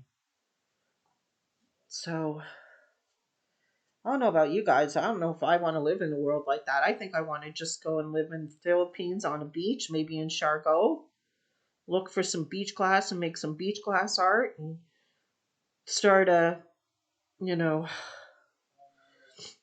it's not crazy to want to go a broad group or something like that where all women go out and travel certain locations so there's safety in numbers. But that would be me putting the blinders back on and going back to sleep, wouldn't it? And the gun will come for me eventually, just like it'll come for all of you guys. So let's all put our heads together as chosen ones that came here that have M or the crescent on our hands. We're the ones in this chat group right now. Let's try to find solutions. Let's try to find really great solutions to this.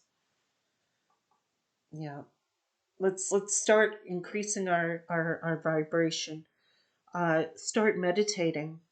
Start meditating every day and reach out your essence to others in your mind, and then go and do it in real life. Go and look around your neighborhood. Who needs help? Who's that old person that needs their driveway or step shoveled or salted so they don't break their neck coming down it in the winter?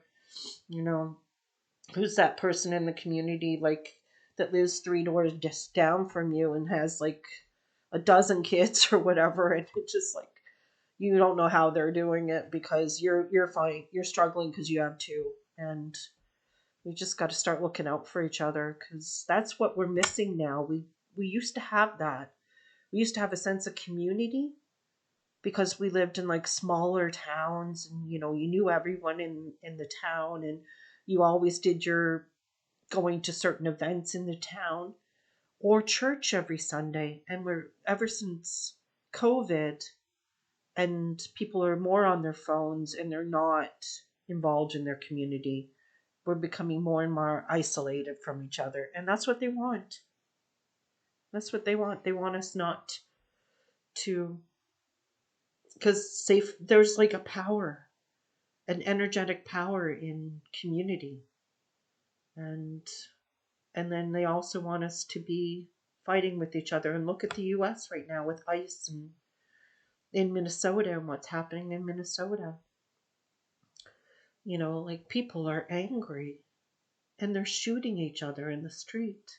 For what? To keep people out that are supposed to be there?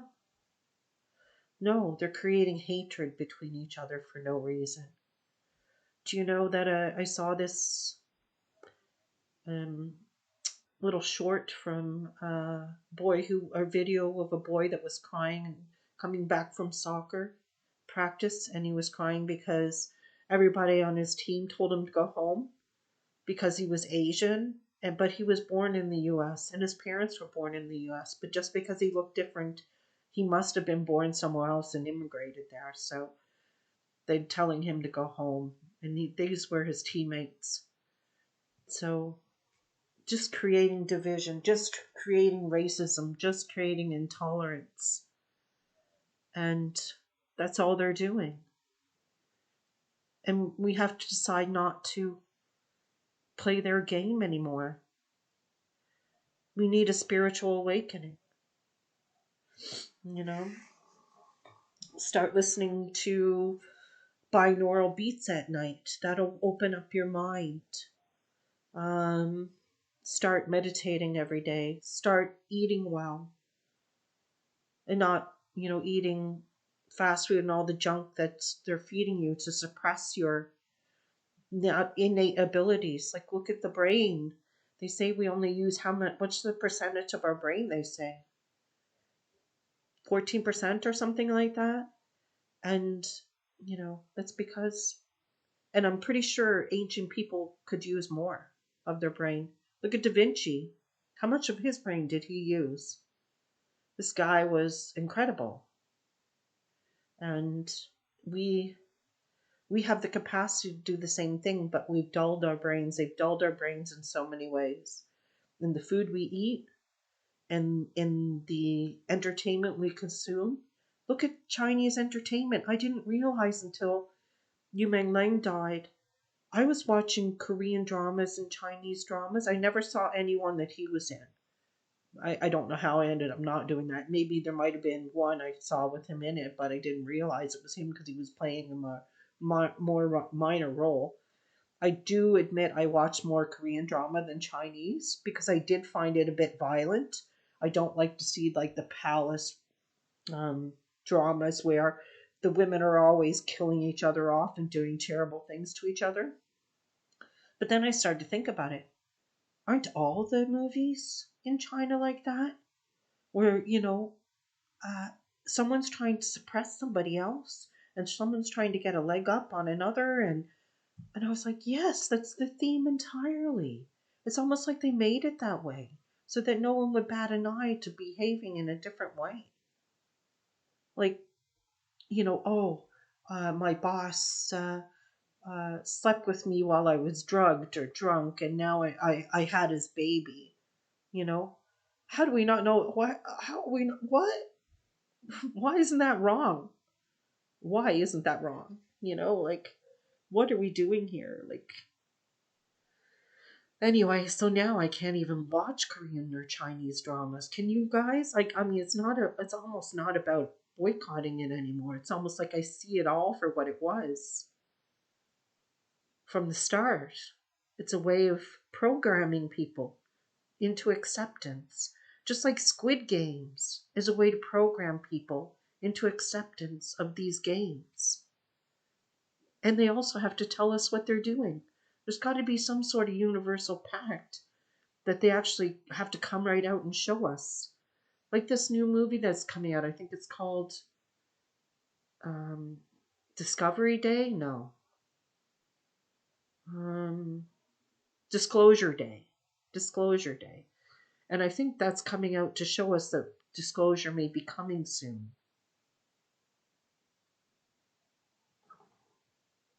Yep, they put torture into the movies, Elaine. They put it in for a purpose. And every one of these movies are about torture. They're about torture. Like, even the ones that are modern day ones. You have the CEO being horrible to his wife and sleeping around on her and slapping her, and she finally decides to leave, and then he thinks he's going to get her back. Like, what is it teaching women there? It's okay, that to treat women this way. It's very patriarchal, right?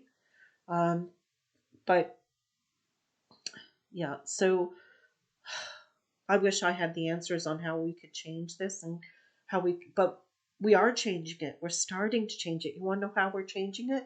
Because we're waking up. We're seeing the reality for what the reality is.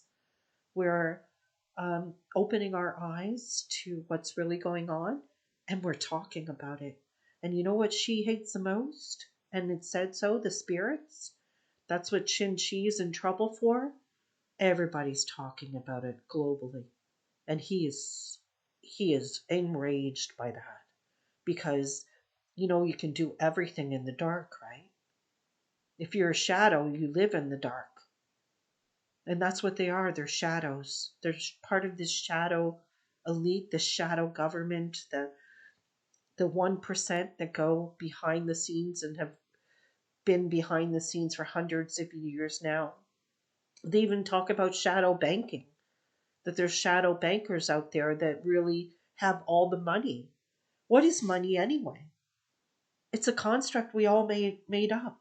Sometimes I feel like we came out of the womb and I look at somebody and I'm like, I see them walking with a briefcase and I'm like, oh, you're really playing the game well. Because what did we do when we were kids? We pretended to be all grown up, and we had our little easy bake oven, and we had our little kitchen little setup with the toys with all the little things, and the boys had their little hammers and you know their little dump trucks and all that, teaching us how to be adults, teaching us how to work to make money. And that's all school is as well. They proved it. In Europe, they created school system to create individuals who would work in the industrial age, in plants, building vehicles or doing this, working for someone else to make the money, like the JP Morgans and stuff like that. So all of this has been orchestrated, but we can stop and we can say, we're not going to be your puppets anymore, right? We're not going to be your puppets anymore. And that's what you said. He couldn't get away from them.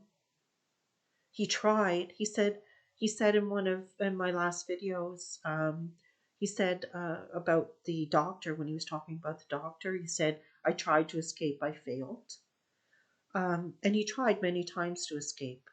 And that's why instead of putting the tracking device on his ankle, they put an explosive device. And they also put a device to shock him.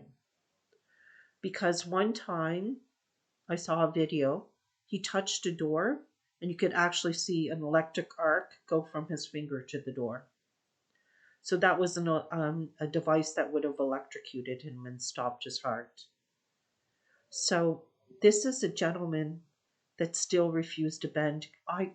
I am so shocked and like in awe. I'm shocked and awe. I'm in awe of how strong he was. Do you know how strong you have to be to live through this and not just say, well, that's it, I'm jumping off a building myself? And he did that for his mom's sake, and then they killed her in the end anyway. Oh, disgusting. Disgusting. Don't you guys agree they're all disgusting? You know what?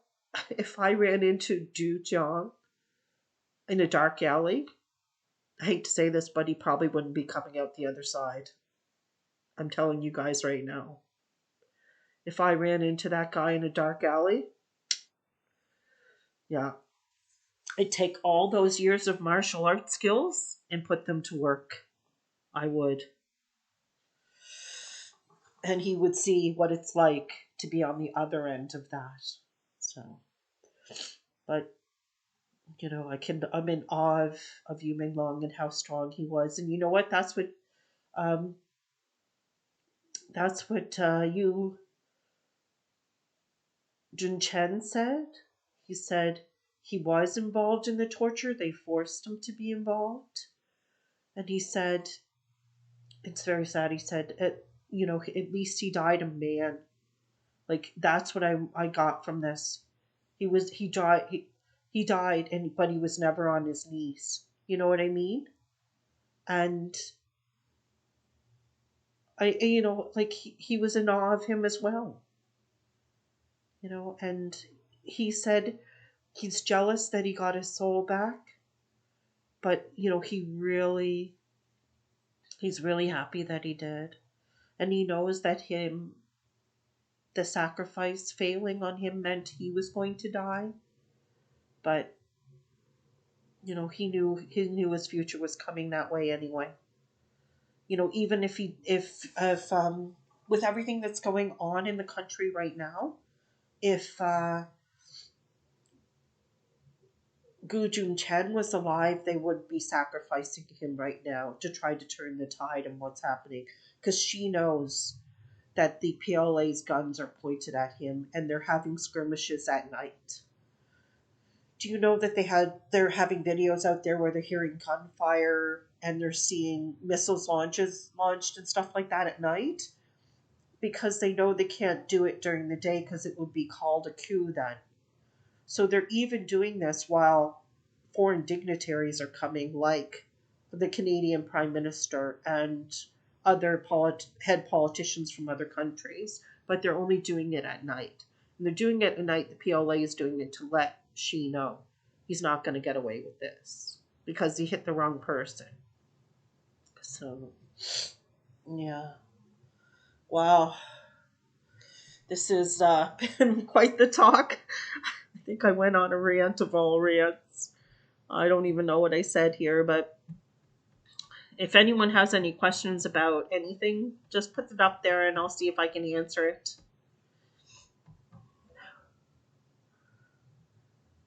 We come to this earth as nothing but ash. Ultimately, we pass off as nothing ash.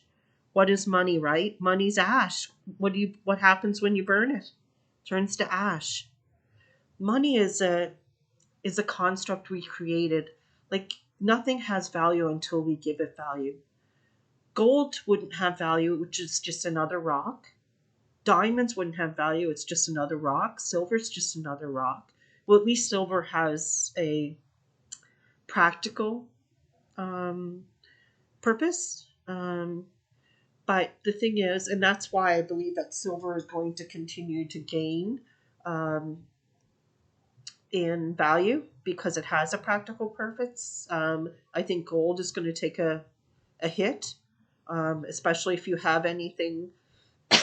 If you buy paper gold where you don't actually have the gold in hand, that's going to be valueless very soon. But if you're going to get involved in silver, buy the real thing. Don't bother buying silver shares. Okay. okay. It has been difficult for me to watch Korean dramas since Moon Lovers, Scarlet Heart, Rio. Oh my god, I love that one. I only watch historical romance, shun all suspected, no tortures, red strings, gray walls. I've completely stopped watching everything, um, even if it plays on, like for a moment on YouTube, or because you're feeding the algorithm, you know? So when you watch these little clips on YouTube, you feed the algorithm and it keeps feeding you the clips. And when you're doing that and even watching these clips, they get ad revenue. So you're still supporting Chinese, um, the Chinese entertainment system. What's another thing too? Here's what I suggest: that we don't just boycott the films. We stop buying any of the products that are brand um, brands that are plugged by uh, the actors in the Chinese industry, because that all that money goes right back to the agencies. Let go of our streaming sites. We delete them. We don't buy merchandise. Don't buy albums or I don't even know if people buy albums anymore.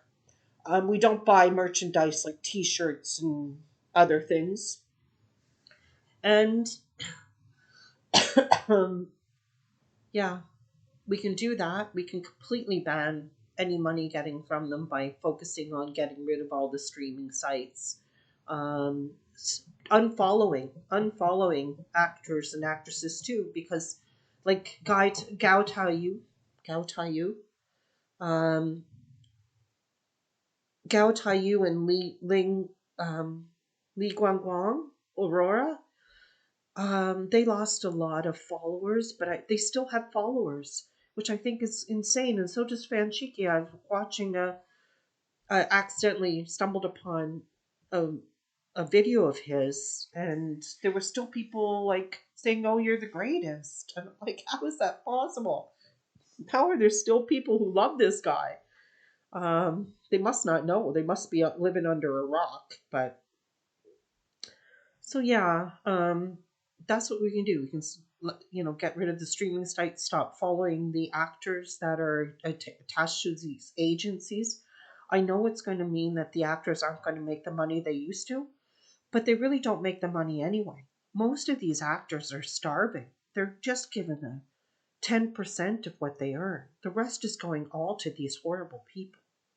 So maybe if we can diminish their popularity, we can get them out of the games, because it's seeming to me the more popular you are, the more money they can make from you in these games. People are like, "Oh, I'm going to bet on Dilaraba because she's my favorite artist, and I want to see her fight for her life."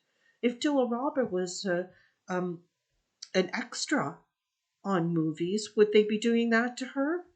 No, she wouldn't even be in their peripheries. So, this is some way we can help them. Take the focus off of them, because the more focus that's on them, the more danger they're in. Do you guys not agree? Anyway, so well, as I was saying, unfollow, delete all the streaming sites, don't buy the merch, don't go to fan signings, don't go to the movies, and don't click on the Chinese, trailers or films, things that come up in your streaming sites, because when you click on them, it feeds the algorithm and they end up with ad revenue in the end anyway.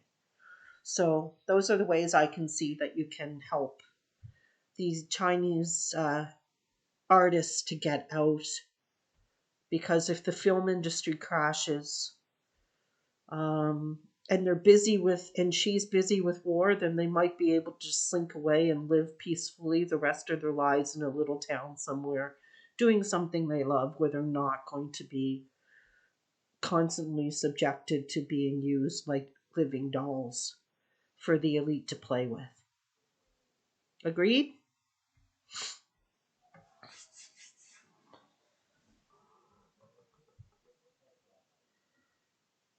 Hi, D Moonlight. I didn't notice you were here. Happy to see you too. You know what? I'm glad I finally learned how to do a live stream. I had no clue. And I didn't even know if I could talk about anything if I did a live stream. This is definitely out of my wheelhouse. I'm not a um well, I did do along the lines of this in early schooling, but I walked away from it and then went and did some crazy stuff and had some kids, and now I'm retired and I'm like, whew, yeah. I retired early because I was lucky enough to work in the oil and gas industry, which has been very good to me. Um, so now I'm considering what to do with the rest of my life, and my rest of my life is looking like I don't want it to be in Canada where your car is frozen solid to the ground. Every day you go out there, you have to consider how you're going to chisel your car out, and everything costs so much here that you have too much month at the end of your money, and it's not worth it. It's just not worth it. And just feel so isolating because now more and more people just don't do anything with each other, and ever since COVID. So I'm thinking I might just go and live on a beach in the Philippines and figure it out from there. Has anyone got plans like that they would like to do? Do they have dreams of going elsewhere or doing something else that they're not following the right now because life is getting in the way of that? How about everybody share their dreams here tonight? And that would be a great way we can finish this off, because all we've talked about is what's horrible in the world. Let's talk about what's amazing in the world. What is there somebody out there that's pursuing their dream at this time? What time is it over here? Oh, it is. Let me look at my watch. It's 1:02 in the morning here where I am. And I don't worry about the CCP coming after me in Canada. If they're going to do it, they'll do it. It doesn't matter where I am or what I say. So I don't really. I did feel a little bit nervous about posting the one about Shang Yuxia because it was going directly into politics, and it was. I think I said Xi Jinping a little too much in that one, and this one as well. But the thing is, I think he's a little too busy right now worrying about keeping his job to worry about me saying his name. So I think I have a little bit of grace here. So let me see who's pursuing their dreams right now. I work at the nail salon, but I am an artist. I paint and sell my work to help people feel peace and calm. That's awesome. Listen, I'm going to tell you right now, I'm an artist as well. I've always been an artist at heart. Um, so what I do is I go to the beach. I don't live by a beach, but I live by a Lake Ontario. So I go to the lake, and there's lots of beach glass that comes up on the shore, and I create art with it, pop culture art. I make things like 3D things, like at Christmas time, I made like three giant pine cones out of the brown glass. I also made a reindeer, like a 3D reindeer that's about, I think, 30 centimeters high. So maybe, what is that? No, 15 inches. So 30 centimeters would be 12 inches. I got to talk in metric and imperial for our guests from all over. So yeah, I love doing things like that. I think art is it's the language. Music is the language of the world, and art is the language of the world. And like schools are getting rid of music and art. Why? Again, because it makes people happy and it brings people together. And that's not what they want. They want us just keeping our heads down, being miserable and making money for them. Right? Anyway, how about everybody else? Anybody else have a dream of traveling to some other place? We're in Australia and thinking of moving to a small island in Italy where my parents were born. That's perfect. You know what? Now's the time. See, you know what? I don't want to talk about the bad things, but I want to talk about something real. if World War III breaks out because of China, then what they're going to do is they're going to try to lock down um, people in their country. And if you think a passport enables you to enter another country, that's not what the case is. It actually allows you to exit the country you're living in. It's an exit pass, not an entry pass. So just like in China, they're demanding passports back so you can't leave. It's not so you can't go to another place, it's so you can't leave. So time is now before the world starts making some major changes to make some changes of your own, to decide you're just going to do what you want to do and screw how much it costs or what your retirement's going to look like in the end. If they bugger the economy, nobody's going to have their retirement plan set up anyway, because all the money that's been invested is invested in these 401ks and these retirement plans and the Canadian pension and this, that, and the other thing. The pensions will be valueless. So let's just go and live on a commune with a whole bunch of people and make bracelets and make art and sing songs. And you're like, how is that going to feed me? Well, how is the world falling apart going to feed you? How is it working for you now? How's it working for me when I go to the grocery store and I see a block of cheese is $10? It's a block of cheese. It's not even a big block of cheese. And I go, are you kidding me? Where's that money going? Who's that money going to? It's, you know why it's so expensive? Because all these countries are like Donald's like, oh, I'm going to put 100% tariffs on you. I'm going to put 50% tariffs on you. Do you know who pays for that? We do.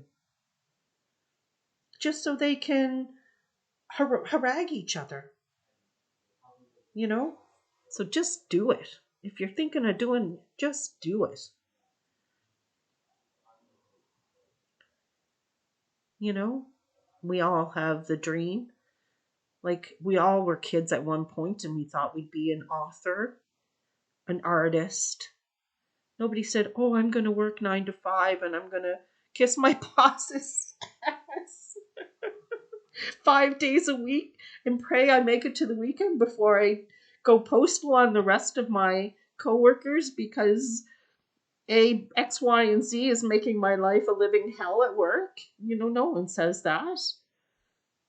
We all want to just have what we came here to do. We came here to enjoy our life. You know, here's how I picture you, Menglong. Okay, so Yu Long was on the other side before he was born, and they said, Yu Long, you have an opportunity. Here's the roller coaster of life. Now you can choose to get in the back car and sail through life like the other 1%, and it'll be all smooth sailing for you. Or you could be in the middle, and that would just be a middle road where you just, you have your wife and kids and your family, and you do your 9 to 5, and you just survive. It's just surviving every day. And then you said, but you could be in that front car. You can be the one that takes life full on and makes a real difference. Now you're going to be in this long lineup making this choice. And by the time you get up there to the roller coaster, you got to decide, are you going to grab that first seat? And he did. He grabbed the first seat. And he decided that was going to, everything he went through, I know he'll be like Kimmy said, he didn't regret it. That was just a life path. He said it seems like a story that someone else lived. That was just a life path that he chose. And that's it. We all have soul contracts and soul tribes that we make before we come here. But a lot of us are ignoring what our mission was when we came here. Because we got here in such turmoil and we said, oh, guess what? We just have to survive. But Yu Long told us, listen, we didn't come here just to survive. Look at me. I suffered through all that and I didn't survive in the end anyway. So just live your life. Be that sunflower that turns towards the light. You know? And that's all I have to say about, of that. I really believe that he chose the path that he chose. I think we all choose. We all, like, have you ever looked at someone and met someone and said, "Oh my gosh, I know this person," and you've never spoken to them a day in their life? It's because they've been through life after life with you, life after life with you, and you're part of the same soul tribe. And then you meet this person and they never leave your life again. Siblings sometimes are part of our soul tribe. Parents, uncles, and aunts. They continue to travel with us, and we go across to the other side and we end up in a little classroom again and we talk about what we did and how we could have done it better, and we decide whether we're going to reincarnate right now or we're going to wait a little while to recover, and you know and then that's why they say that Menglong's soul has passed on. Yes, his soul has. I mean, he's in spirit talking to us. He's talking to Ty. He's talking to Candace. He's talking to a spirit box with me. It just amazes me when I say goodbye, you. I love you, and he goes in his own voice and he says, "Love you too, Deb." Just like he's talking across the table with me, and he's got a cup of tea in his hand, and I've got a coffee, and we're shooting the shit, as they say. And it's just so human. Um, it's so human, you know. We we're all humans. Well, at least most of us are. I don't know about those people that are doing those horrible things, because I can see that someone can go wrong. Like, you could have a bad childhood where you go and hurt people hurt people. You heard that saying before? Hurt people hurt people. And I can see that, but I can't see these people being so terrible unless there's really something wrong with them. There really is something inhuman about them.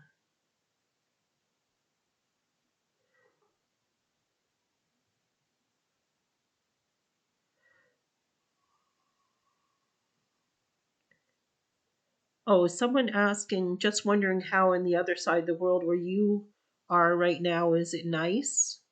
Who are they asking that? Are they asking me?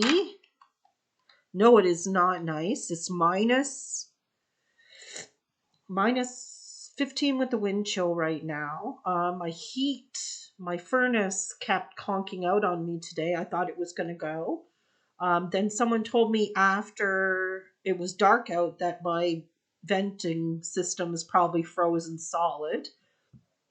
So I will have to go out tomorrow and chisel it out from wherever it is outside of my house, which I don't know where it is. That's how bad our winter storm and ice storm was just recently.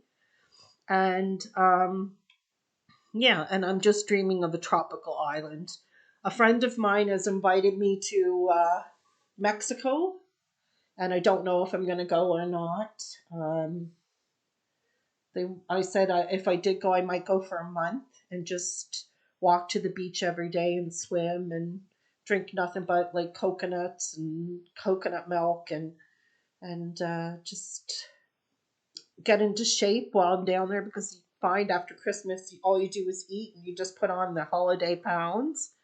And I just want to decompress and see if that helps. But then the real world's here and real world decisions have to be made.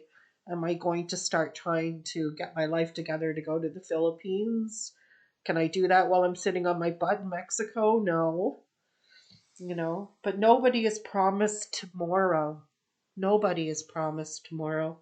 Shang Yuxia wasn't promised tomorrow. When they banged on his door in the middle of the night, he said he was naked when they came for him. It's probably meaning, yeah, it's the middle of the night, he's in his underwear, and he did all these things his whole life to be an honorable man and to leave this world with honor. And to leave, there's so much, oh, we have to save face in China, right?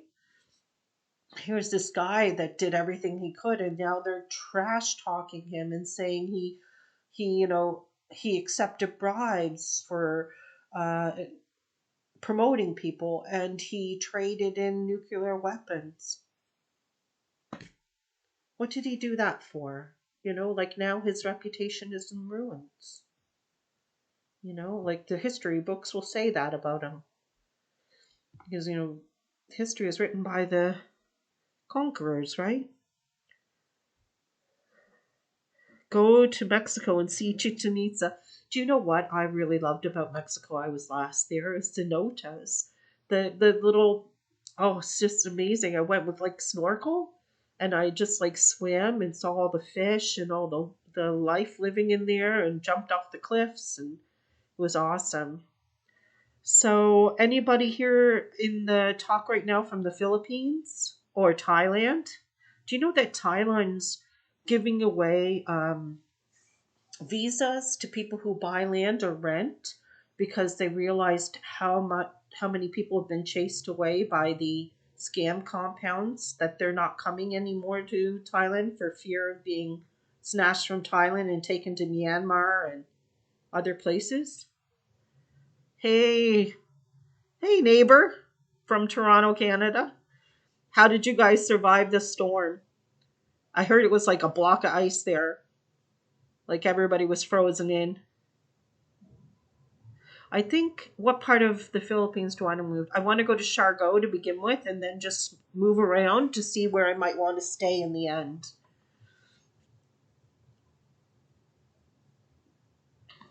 Oh, I should take a vacation. I need a break. You can figure out the rest when you get back. I sure can. I sure can. It's just, and the thing is, like, I've been very lucky in life, like more so than others, because I've been very good with money. I've been very frugal. I never really threw my money around a lot. So I have a nest egg that I could go and just decide I'm just going to blow it all before I die. Like that movie with Queen Latifah in it, where she thinks she's going to die and she just lives the best life ever because she doesn't think she has any time left. That's what's really getting us all. We all think, oh, we gotta live to be 100. We gotta make it work until then, and we gotta work so many years to earn retirement, and like we'll retire at 65, and you know what? I was thinking the other day, someone said to me, middle age, is 50, and I was like, I was like, turned to the person, I said, okay, but if most people live to like 75, isn't like middle age like 38 or whatever? It's not even 50. And their jaw dropped to the floor.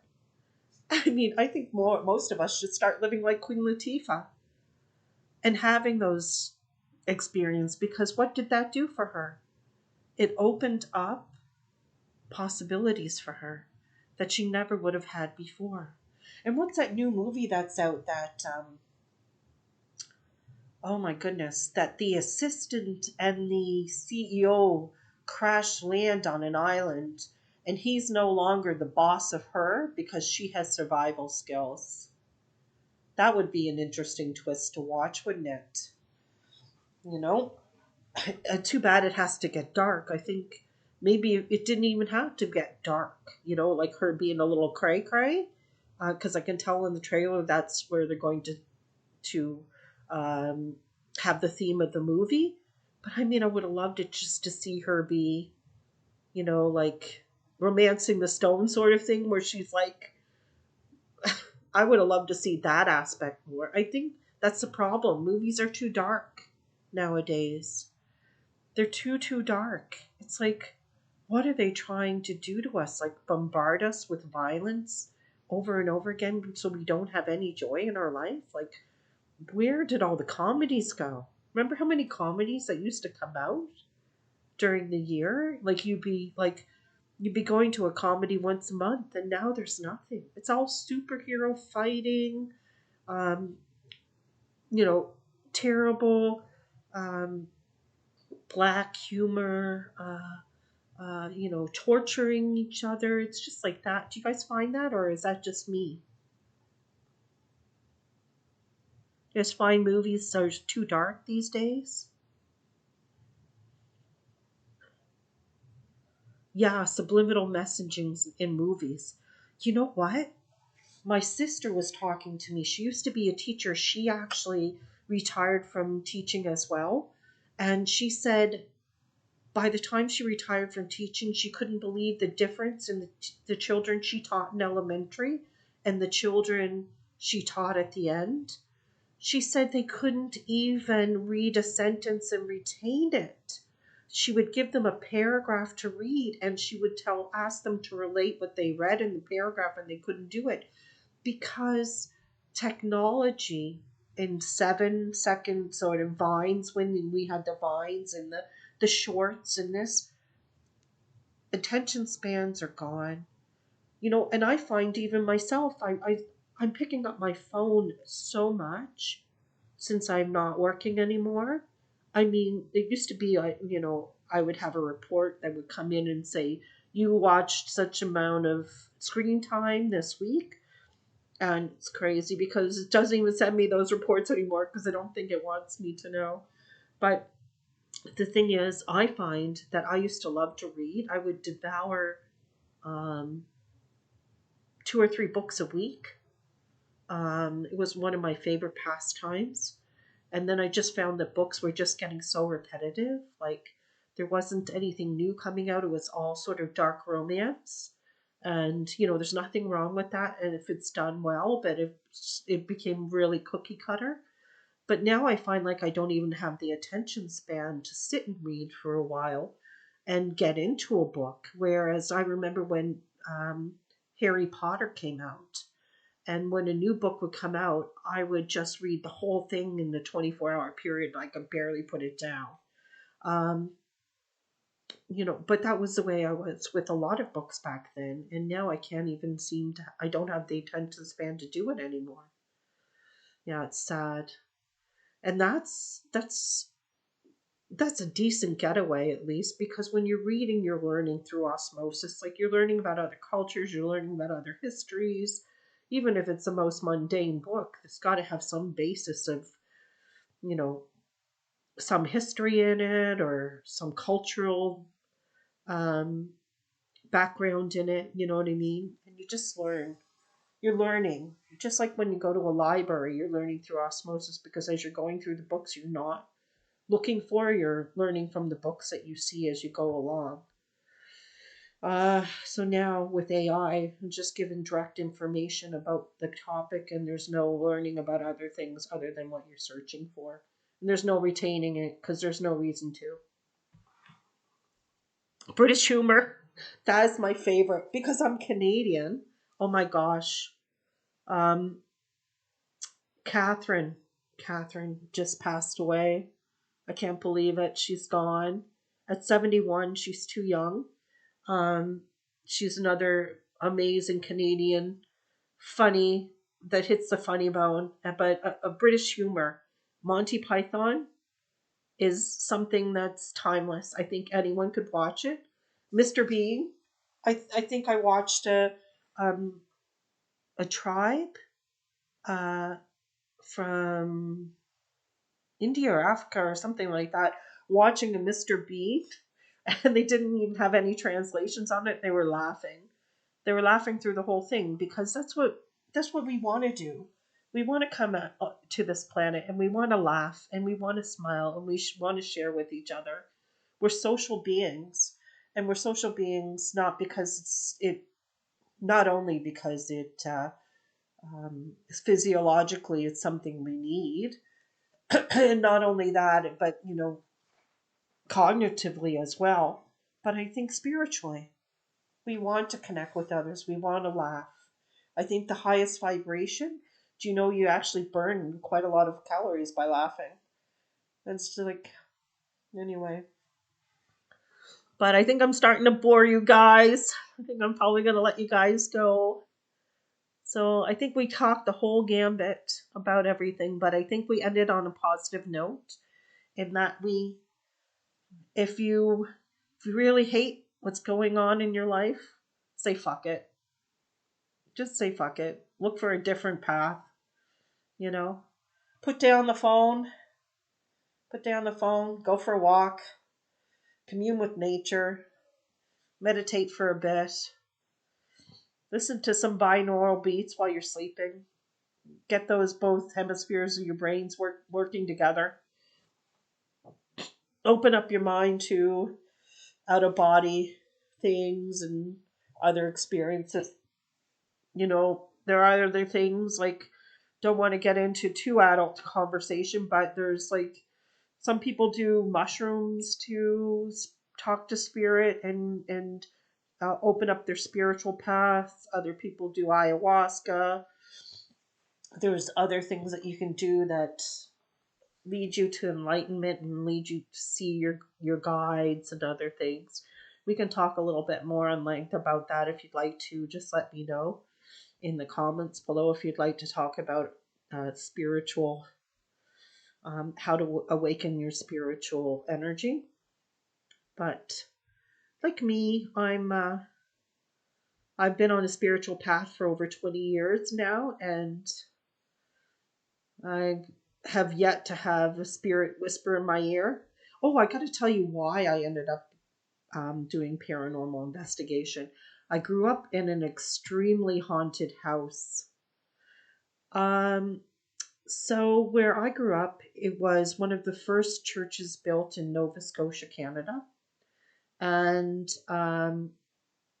it was like a Calvin church. And on the other side of the Calvin church was our house. And there was a monument at the foot of our driveway stating that's where the church used to be and that the graveyard used to be where our house was built. I went down to what's called the Beaton Institute and found that out as a child and realized that's exactly why we saw so many ghosts in our house. So I've actually seen ghosts, and that's why I realized ghosts do exist. And that's when I got older. I read a whole bunch of books in the library about ghosts and paranormal activity and cryptids and all these things. It just took me down a path, and that's where I ended up finding out more about paranormal investigating and the equipment that they use. So that was the path I took, and so now here we are here, many, many moons later. So anyway, that's how I'm going to end everything here. I want to thank everybody for coming and sitting and listening to me yammer on for I don't know how long, maybe an hour or more. If you guys would like me to do it again, just let me know and let me know a topic you'd like to talk about. I can talk about what's going on in China. I could talk about Menglong, or I could talk about spirituality and how to open up your pineal gland and start, trying to connect with people. Just connect. We all have to connect a little bit more with each other. We have to look out for each other a little bit more, I think so. I think if maybe some people had noticed Yu Menglong, he needed some help because they were not so busy looking out for themselves, which I can completely understand. He might have been able to get away. We might have been able to get him to Paris. I really wish we had have rescued him. I wish I could go back in time. That's one of my superpowers. I want to be able to teleport and go back in time. So that's when everybody says, what superpower would you have? Hey guys, before we go, just end on a light note. What superpower would you like to have if you could only have one? Type it in the comment section and let me know.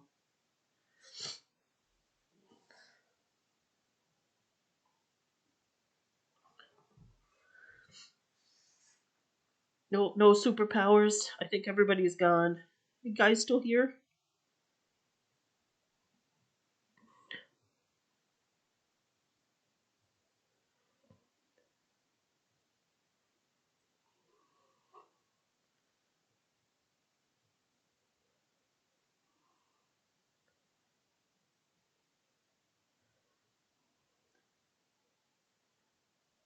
Do you think Albert Pike? Don't know who that is. Anyway, guys, I don't even know how to end this live. Honey, I don't know how to end the live. I don't see the end the live button. I need my daughter to rescue me. I'm so so technically challenged. I used to know so much about computers.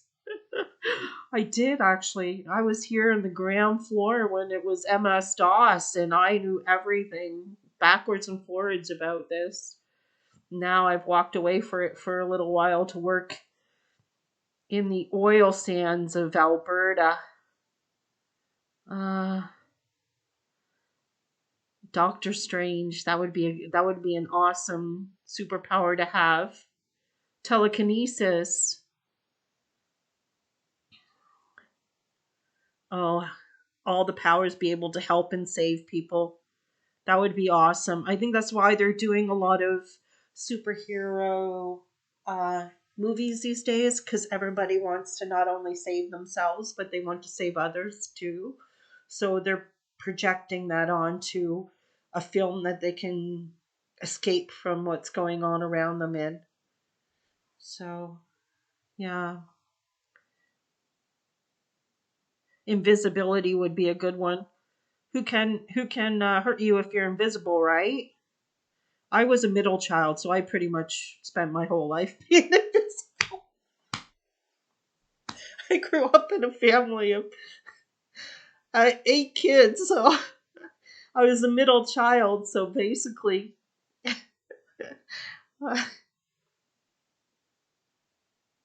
oh hi, sorry, dry roses. I'm actually jumping off live right now. Maybe you can catch the next one if I can figure out how to stop streaming. Oh, I found the button. Stop streaming. Okay, guys, thank you so much for coming and listening to me ramble for too long, I'm sure. And I hope that we can come back again and just be here for each other and help each other progress and help others progress towards um, enlightenment. Increase this, increase our frequency, so we can change the world around us so it would be better for us and everybody we love. Okay? Teleportation, that's mine. I would love to suddenly be in the Philippines today when the heat was going out on me. Okay, bye guys. Bye guys. You will not be able to reconnect. Your streaming will stop and we'll know.